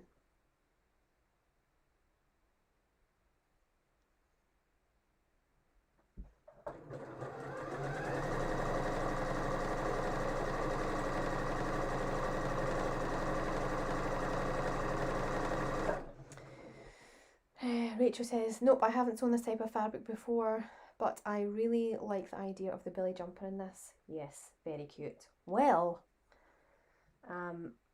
we are just about to, so we've got the VIP membership, which some of you will know about, and in the VIP membership we do one of these live sew-alongs every month, and you get that for free. So the VIP club, you get discounts off retail stuff. We do the sew-alongs. You've got your own kind of private members group as well. You get advanced knowledge of stuff and sales and all that sort of thing. It's £15 a month. It's been closed. We've got quite a lot of people in there now, so it's been closed for a while, but I am going to open it up again on Monday. Or this weekend. I'll do it this weekend. There's a waiting list, so they'll get first dibs. But the January VIP sew-along is the Telling the Buttons Billy. So if you wanted to get a wee bit of a hand with that, you can join the VIP club. You can join us in January, and we will be sewing that. I'm actually making one because I want one as well, but we will be making that in the live sew-along.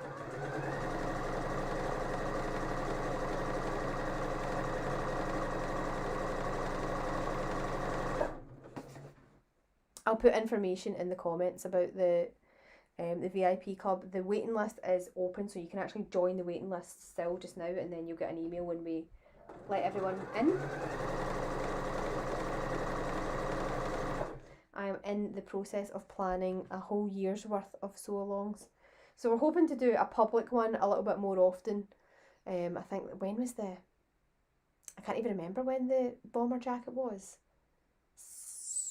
August maybe? So we do the public live ones every so often as well. We will keep doing that, but every month we do them in the VIP club.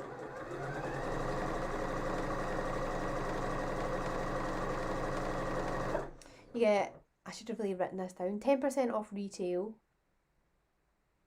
and you get a discount off all of our classes as well with the VIP club. I should really have written this down before I came on.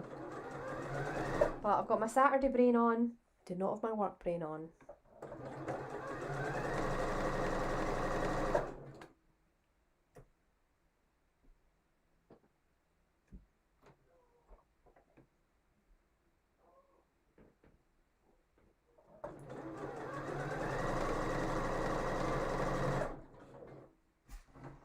It's a wee bit of a dream to sew this fabric actually, I'm really loving it.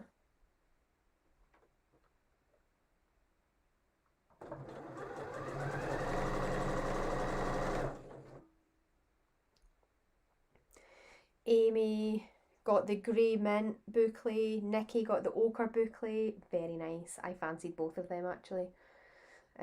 Nikki says, I bought the Telling the Buttons Billy this morning. There you go. It's a nice pattern. It's got good sleeves on it. It's a good, I like a statement sleeve.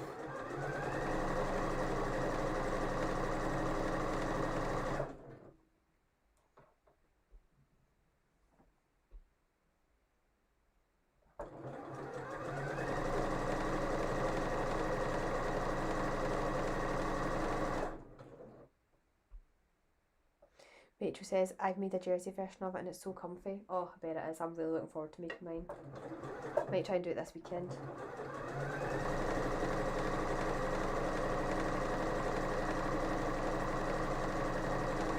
Pattern's all cut out, just haven't cut the fabric out yet. I've gone for navy. I've gone for a conservative colour.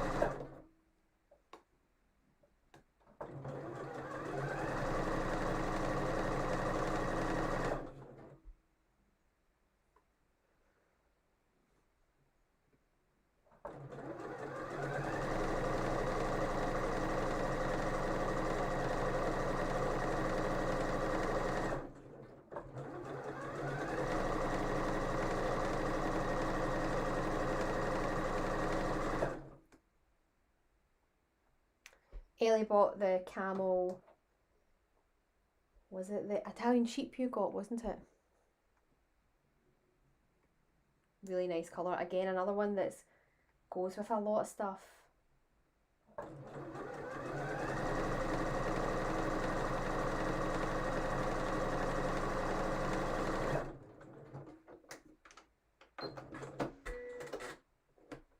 There you go. There's a little link to the VIP club if you did want to sign up and do the Billy with us in January.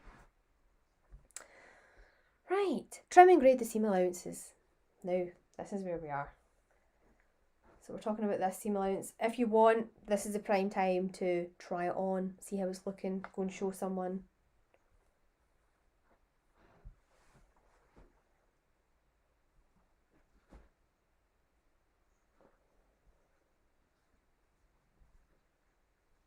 Yeah, this looks cool. Tell you what, this would also look good without sleeves. You know those little gilet things? I've got a mirror here, by the way, so that's how I can have a look. Oh yeah.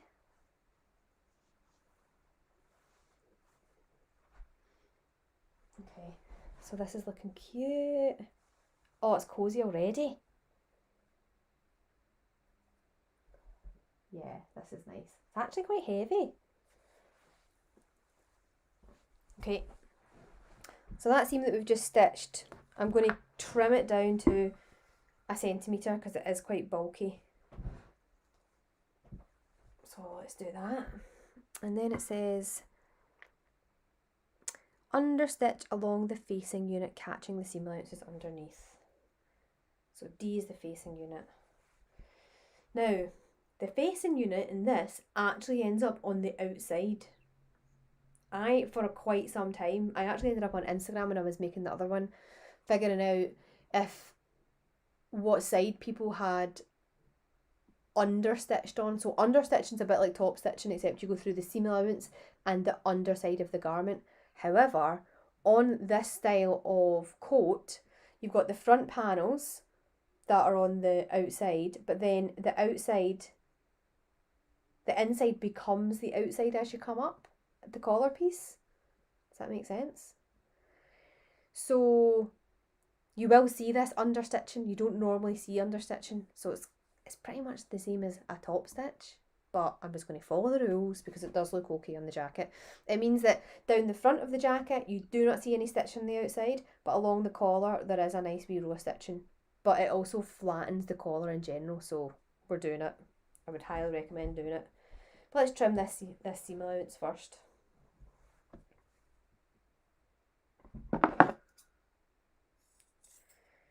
Going to about 1 centimetre.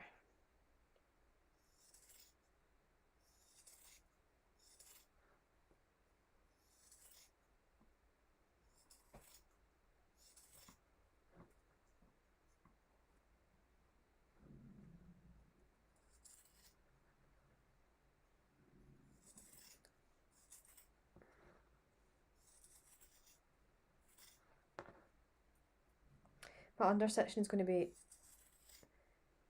nice and close to my actual stitching anyway, so, but you never want to cut too much of your seam allowance off because it holds the garment together, so don't go too close.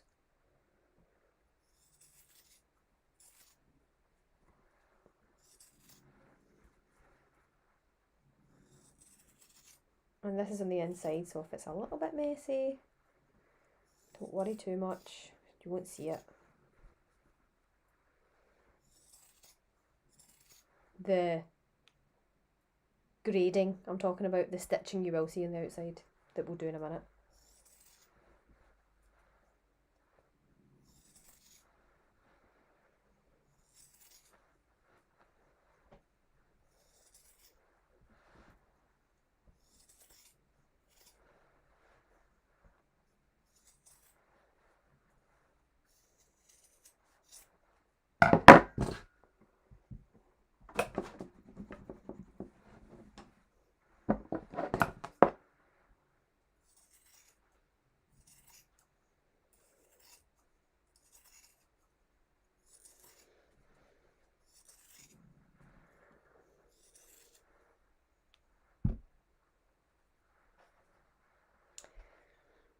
have a good bit of leftover, so Defo's making some loungewear for the rest. Yeah, the pattern seems to overestimate how much fabric you need. I've got a bit left over as well. I'm actually tempted to try and make a tiny one for my friend's baby. I don't know if this fabric I've got is it's soft to me, but I don't know if it would be scratchy to a baby, so maybe I would need to line it in like a nice soft jersey or something.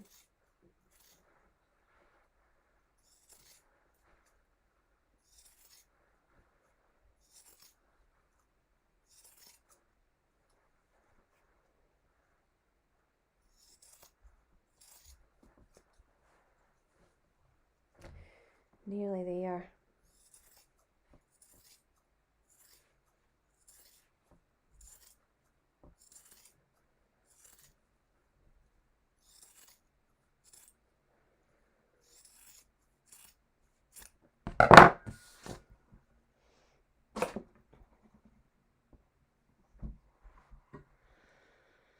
Understitch along the facing D unit, catching the seam allowances. Okay, so D is that last piece that we stitched on. Where is it?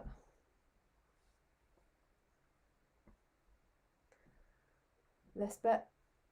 So what I'm going to do is I'm going to push my seam allowances towards D, and then I'm going to stitch a couple of millimeters out from the stitching. That's what understitching is. So I'm going through D and 2 bits of seam allowance. Naomi, I was cutting both parts. I am understitching, yes.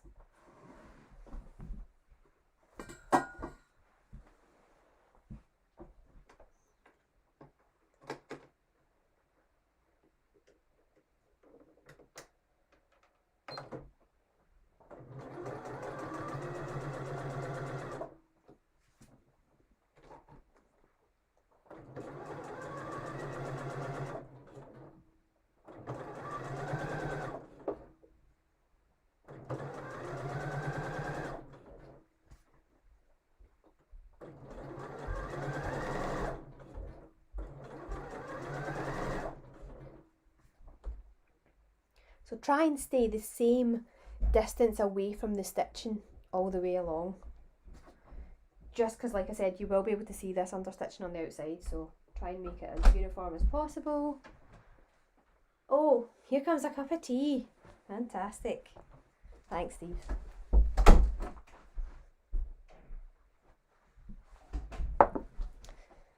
Didn't even have to text and ask for that. That was good. Good service in here.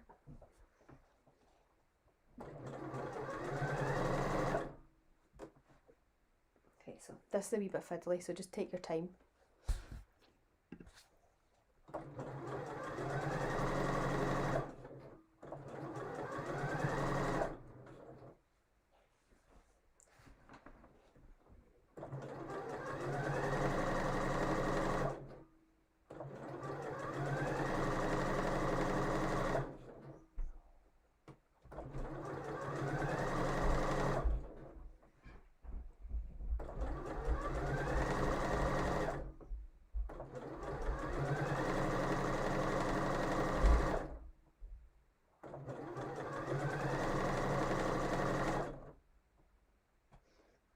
Okay, this is looking nice.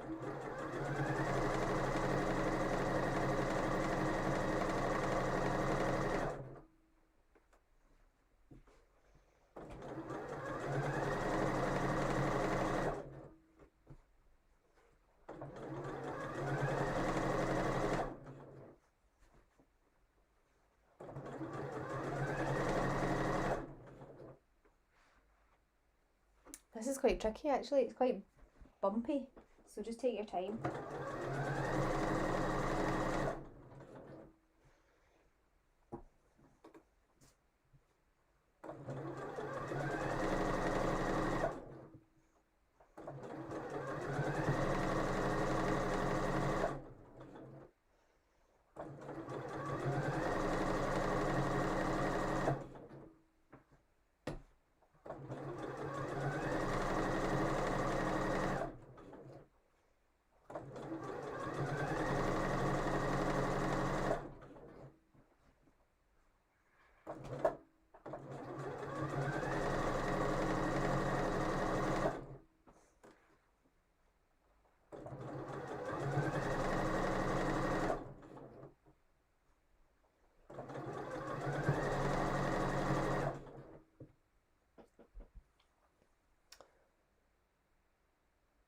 Alison, this is available to watch again. Yes, absolutely.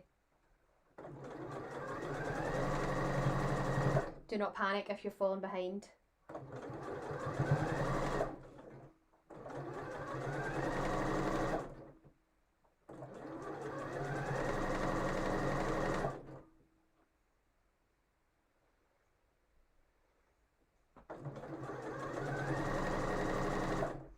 Yeah, that is a good shout. Let's put a wee link in there. If any's watching this back, we'll put a link in the description as well. If you do want a kit, we do still have some left, so you can still get them from us. We were still selling bomber. In fact, I think we sold a bomber jacket kit about a month ago, so there was obviously still folk jumping on and watching that so long.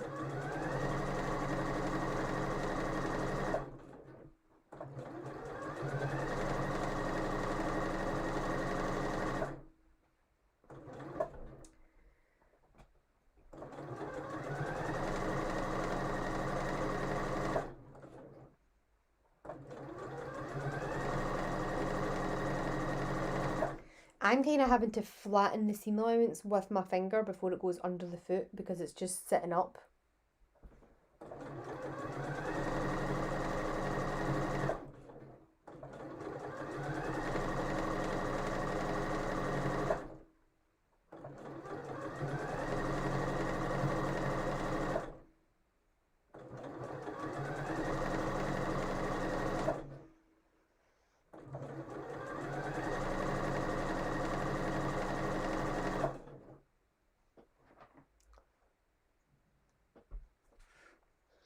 Moira, you are folding the seam to the inside of D and stitching it. Yes, that's correct.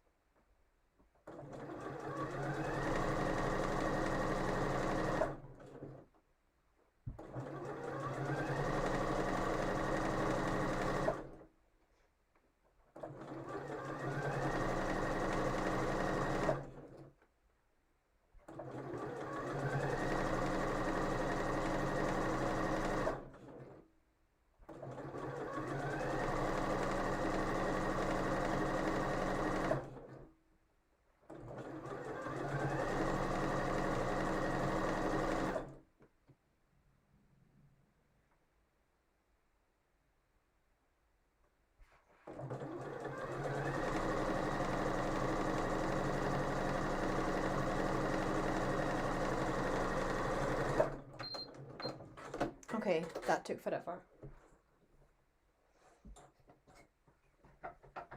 Let's have a look.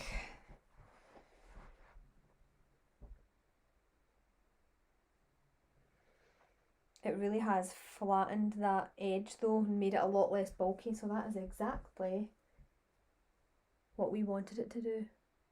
That's it there. Okay, let's move on to the next bit. Nikki, you just lost thread chicken while understitching. Oh, that's upsetting. I'm running low myself. We'll see how we go. It says neatly press the curved edges in place. You can do that if you want to. I am not going to do it right now. I'm going to have a drink of my tea though.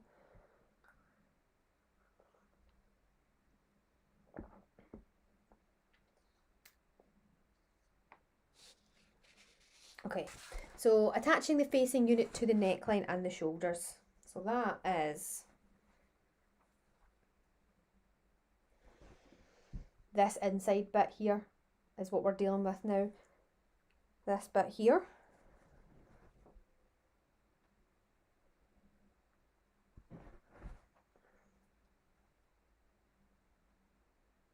So let me just read over these wee instructions to make sure I don't tell you the wrong thing.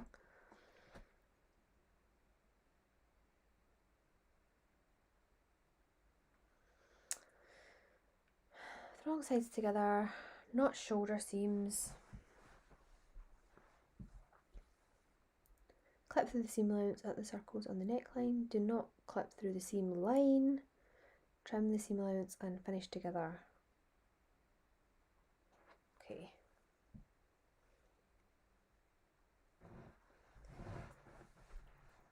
So what we need again is, on this piece, we're going to have to snip in at these corners to make this fit.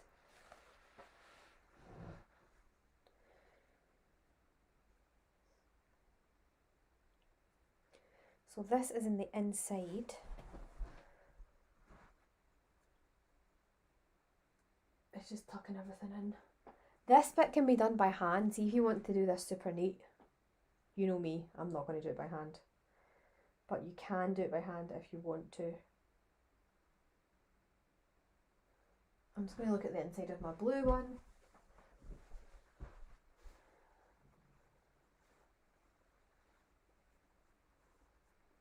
Okay, so here's the inside of the blue one.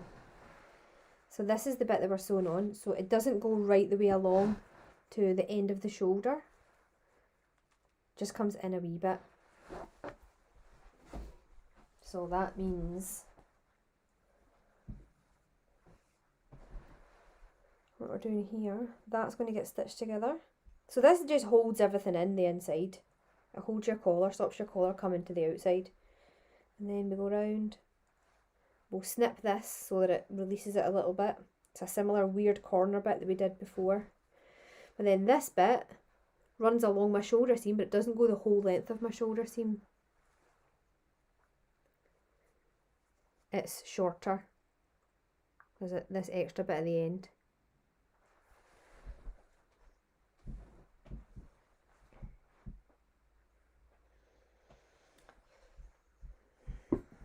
I would be tempted. Let me see if this would work.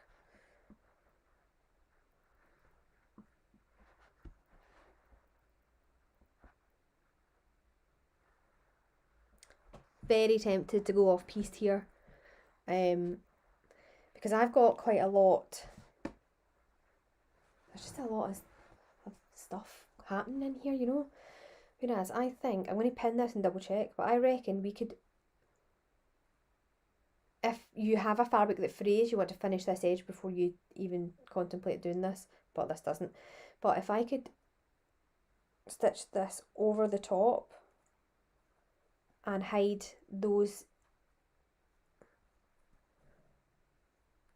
that raw neckline, that might be quite nice. Or you could cover it with bias binding later, I suppose. Let me see if I can get it to work. What you're supposed to do is this. Stitch those bits together and then stitch this along that shoulder line, and the same at the other side.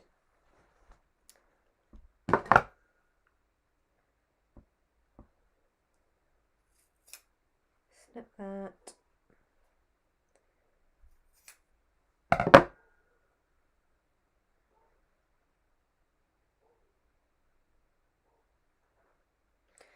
I'm just going to follow the instructions. I don't think me unpicking live is going to be very riveting TV if I do it wrong. Are we folding the seam to the inside of D and stitching it? That was the old question. Okay, no questions, that's good. So I'm just going to pin this on.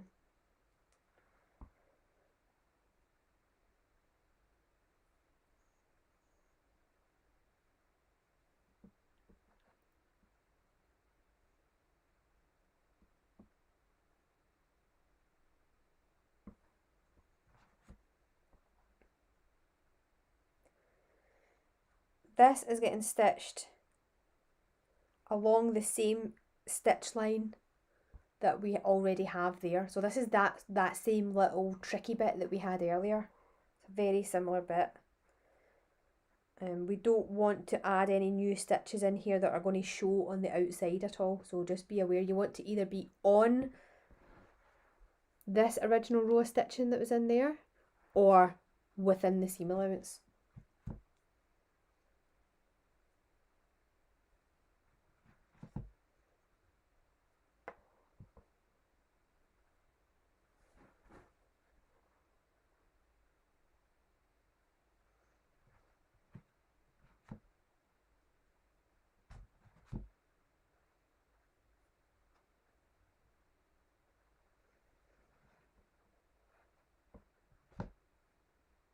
I know we're running over, but we are nearly finished.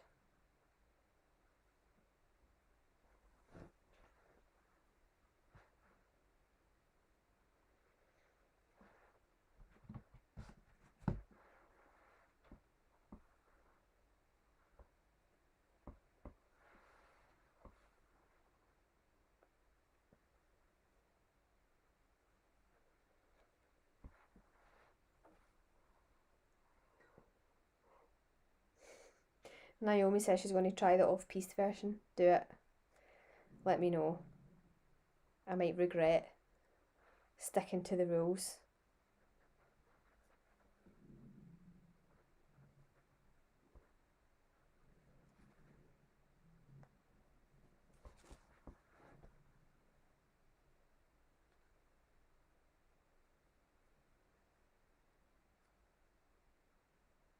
Okay, let's stitch this.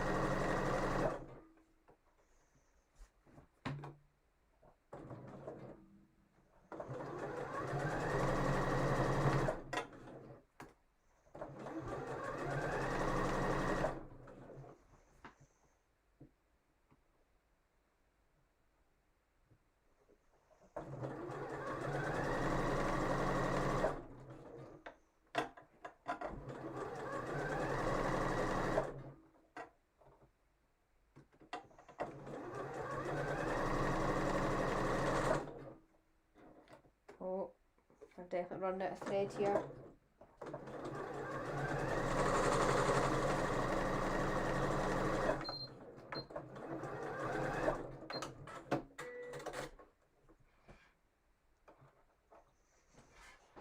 Okay.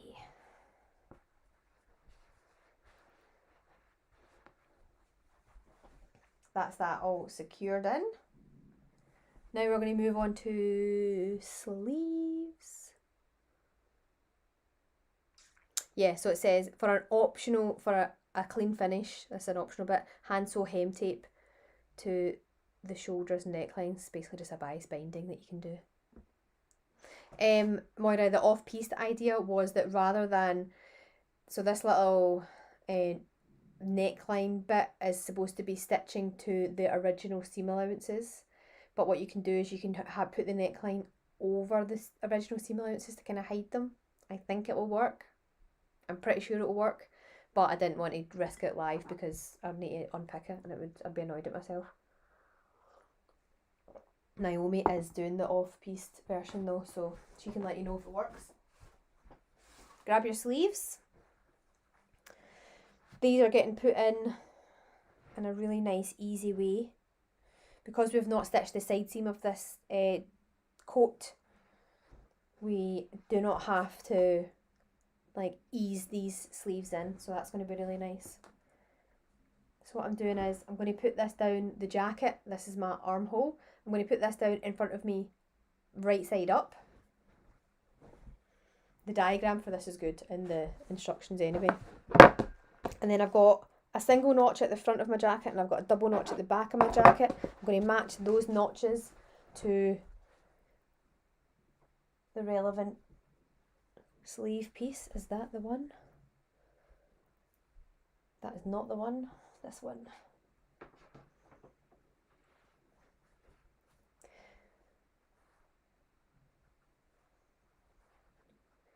So when you're putting a sleeve in, you end up with a curvy bit like this going into a piece that looks like that. So they need forced together. You have to match your notches and just force them together.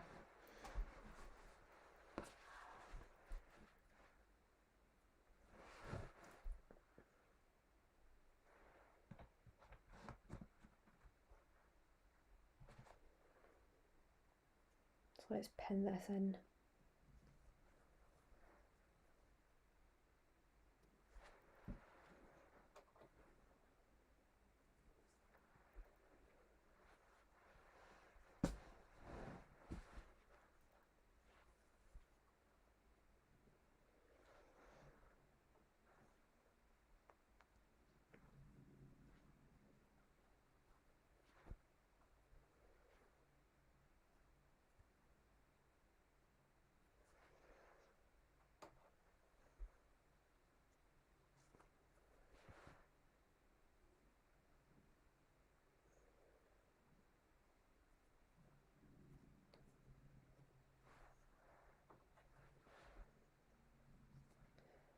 Okay, so here's one pinned in.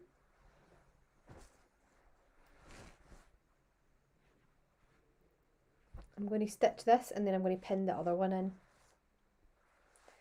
Okay, Naomi says the off-piece idea works, so go with that if you want to.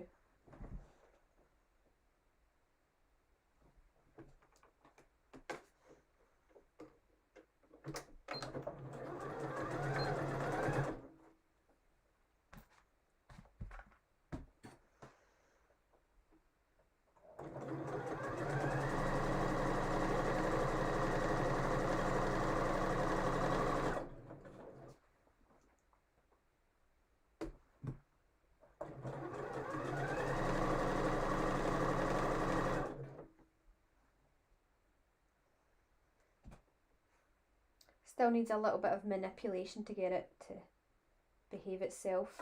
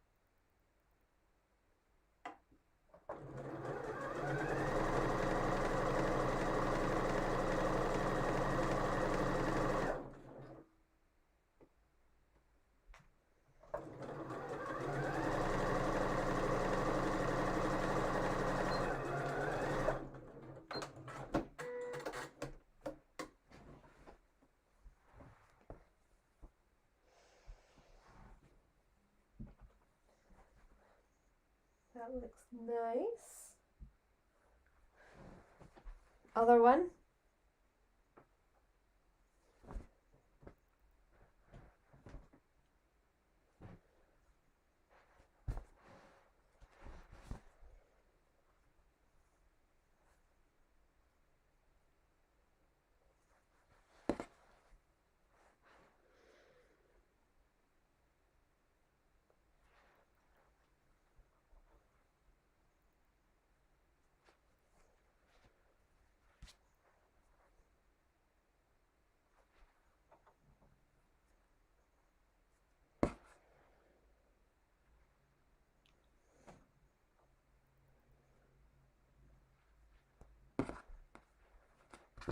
This is a very productive Saturday already, isn't it? I think we all deserve a whole day of doing absolutely nothing after this.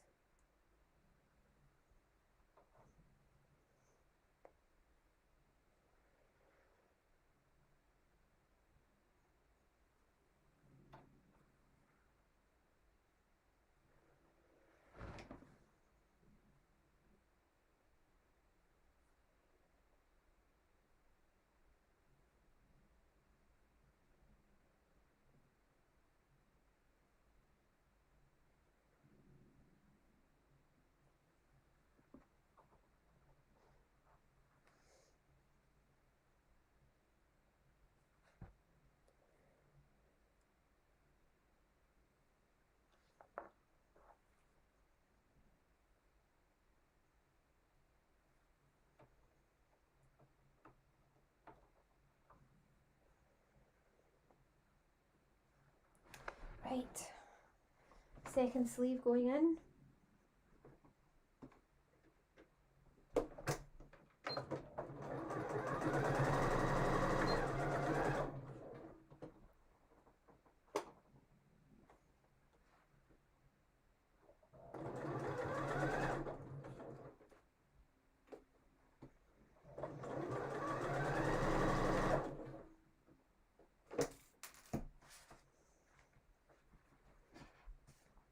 I'm being very dangerous with the amount of thread I've got in my bottom bobbin here.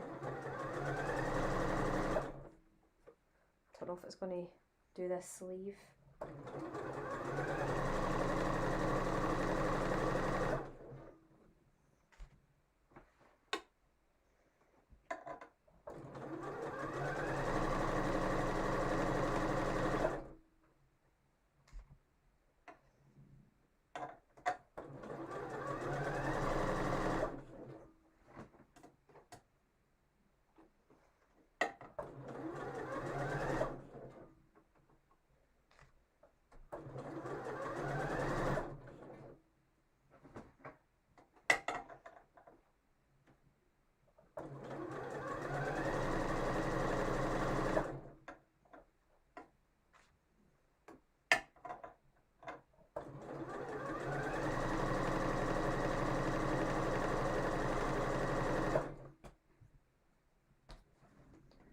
Oh, still got a bit of thread left. Let's keep going.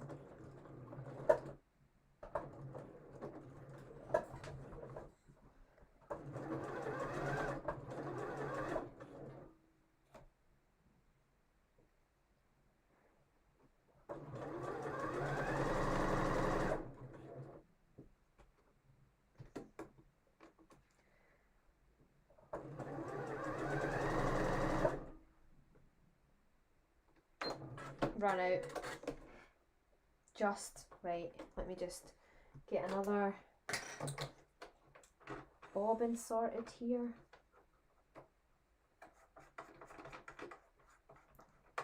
Naomi says, I can already feel how warm this is going to be when I wear it. Yeah, no, it's going to be so cozy, isn't it?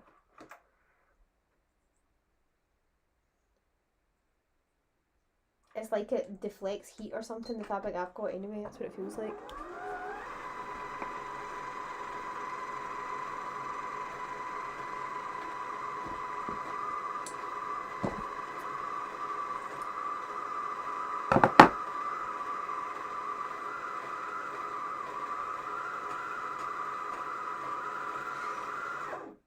Okay, that should do me. Finish this wee sleeve off.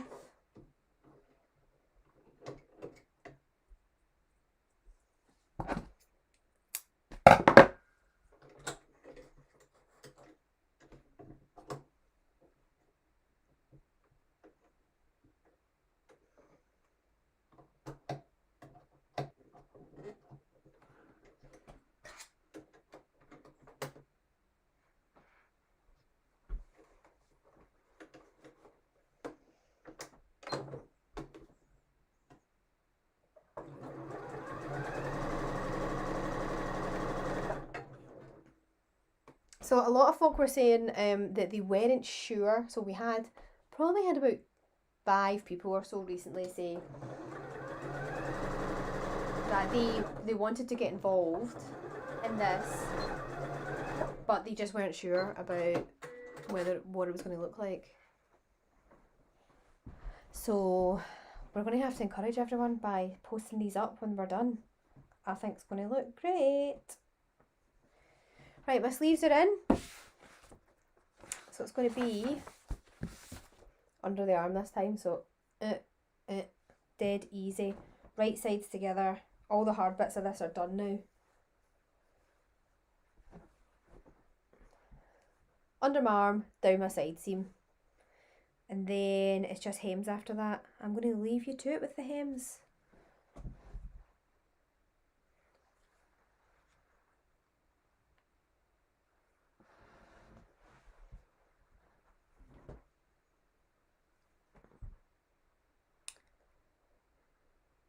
Ellie says, are we all excited about the Christmas Sewn bee? What day is it on? Can you remember? I haven't actually put it in the diary. If I don't put it in the diary, I never see it. It doesn't happen. But yeah, I think it's quite a good lineup of people.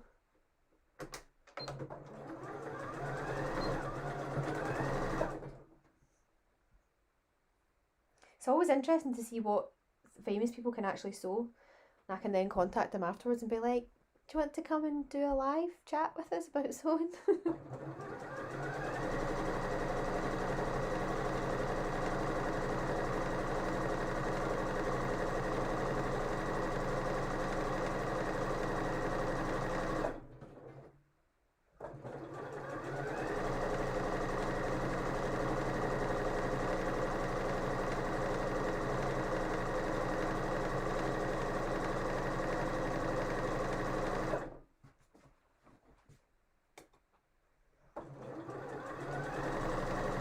Are there any famous Scottish people on there? Can anyone remember? Boxing Day, Ellie says. Ah, perfect Boxing Day viewing, isn't it?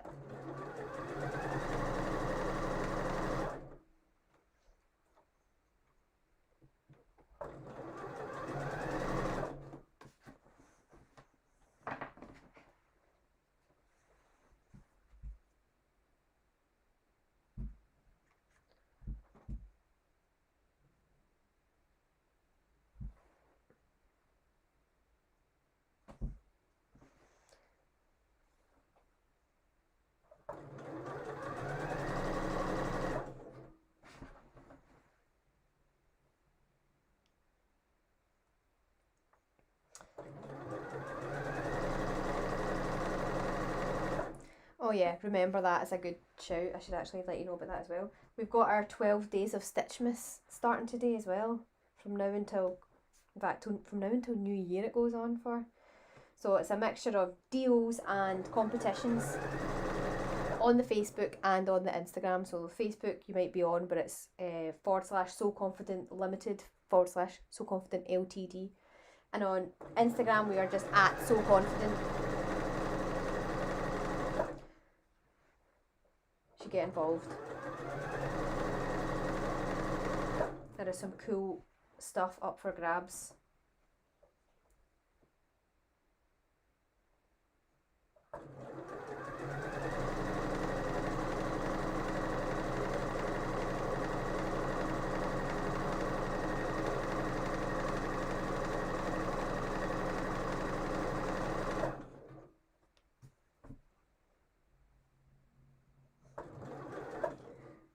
See what this whole comment says. Let's see. So Colette says each day there will be different deals, freebies and more. Today is buy one get one free on January classes for the Glasgow studio. Use the code Stitchmas1. There you go. You don't even have to go to our social media to find out the deal today. Naomi, yes, all the studios are involved.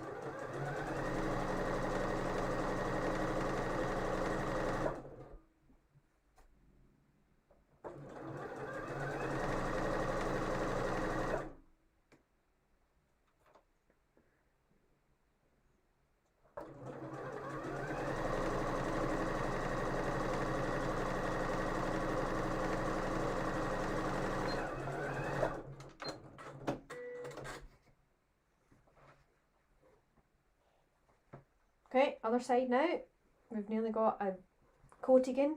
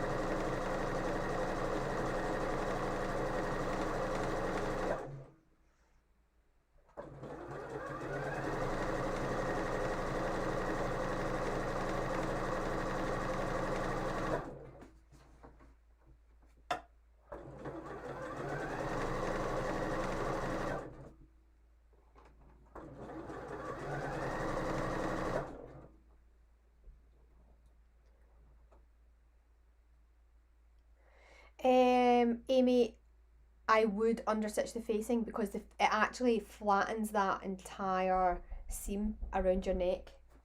So I definitely would. Do you know, I can hear someone at my front door, and I bet Steve doesn't hear it.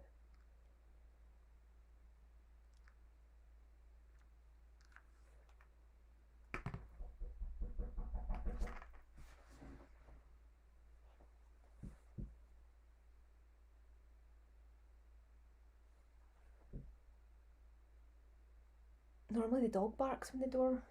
I bet she's out in the garden.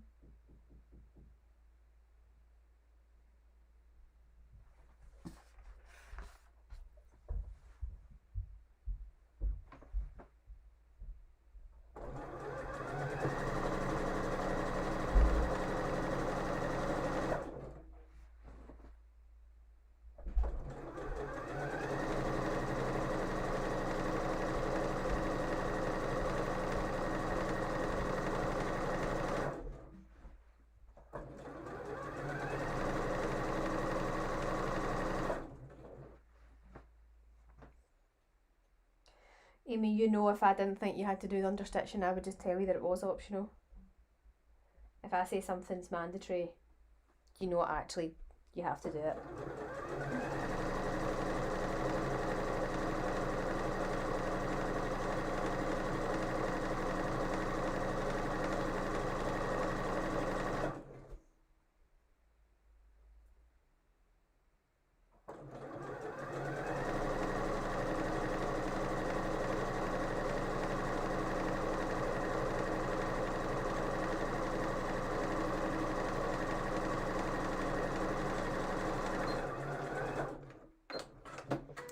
Right, so that's my sleeves done. Let's turn it out and have a wee look. This looks great. I think I will give it a wee press just to flatten some of the seams. Oh my goodness, it is cosy. Yeah, definitely a wee press needed.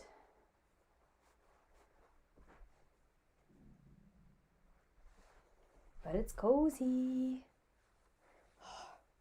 So wee press, then you need to do your sleeves and your hem in the bottom, and then we're done. Oh, it's cute. Right, well,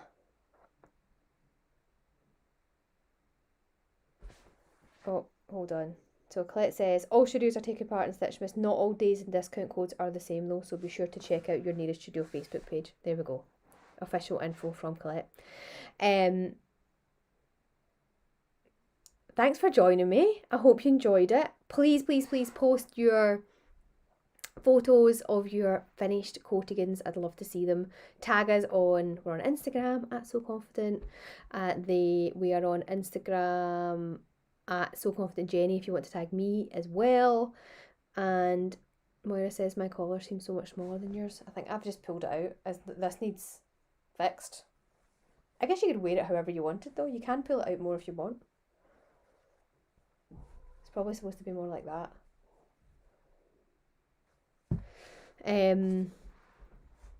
Yeah, show us your Coatigans. Let us know how you get on, and I look forward to seeing them all. I'm going to go and finish mine off and stitch my little labels in as well, which you can get on the website too. Anyway, you guys have a wonderful weekend, and I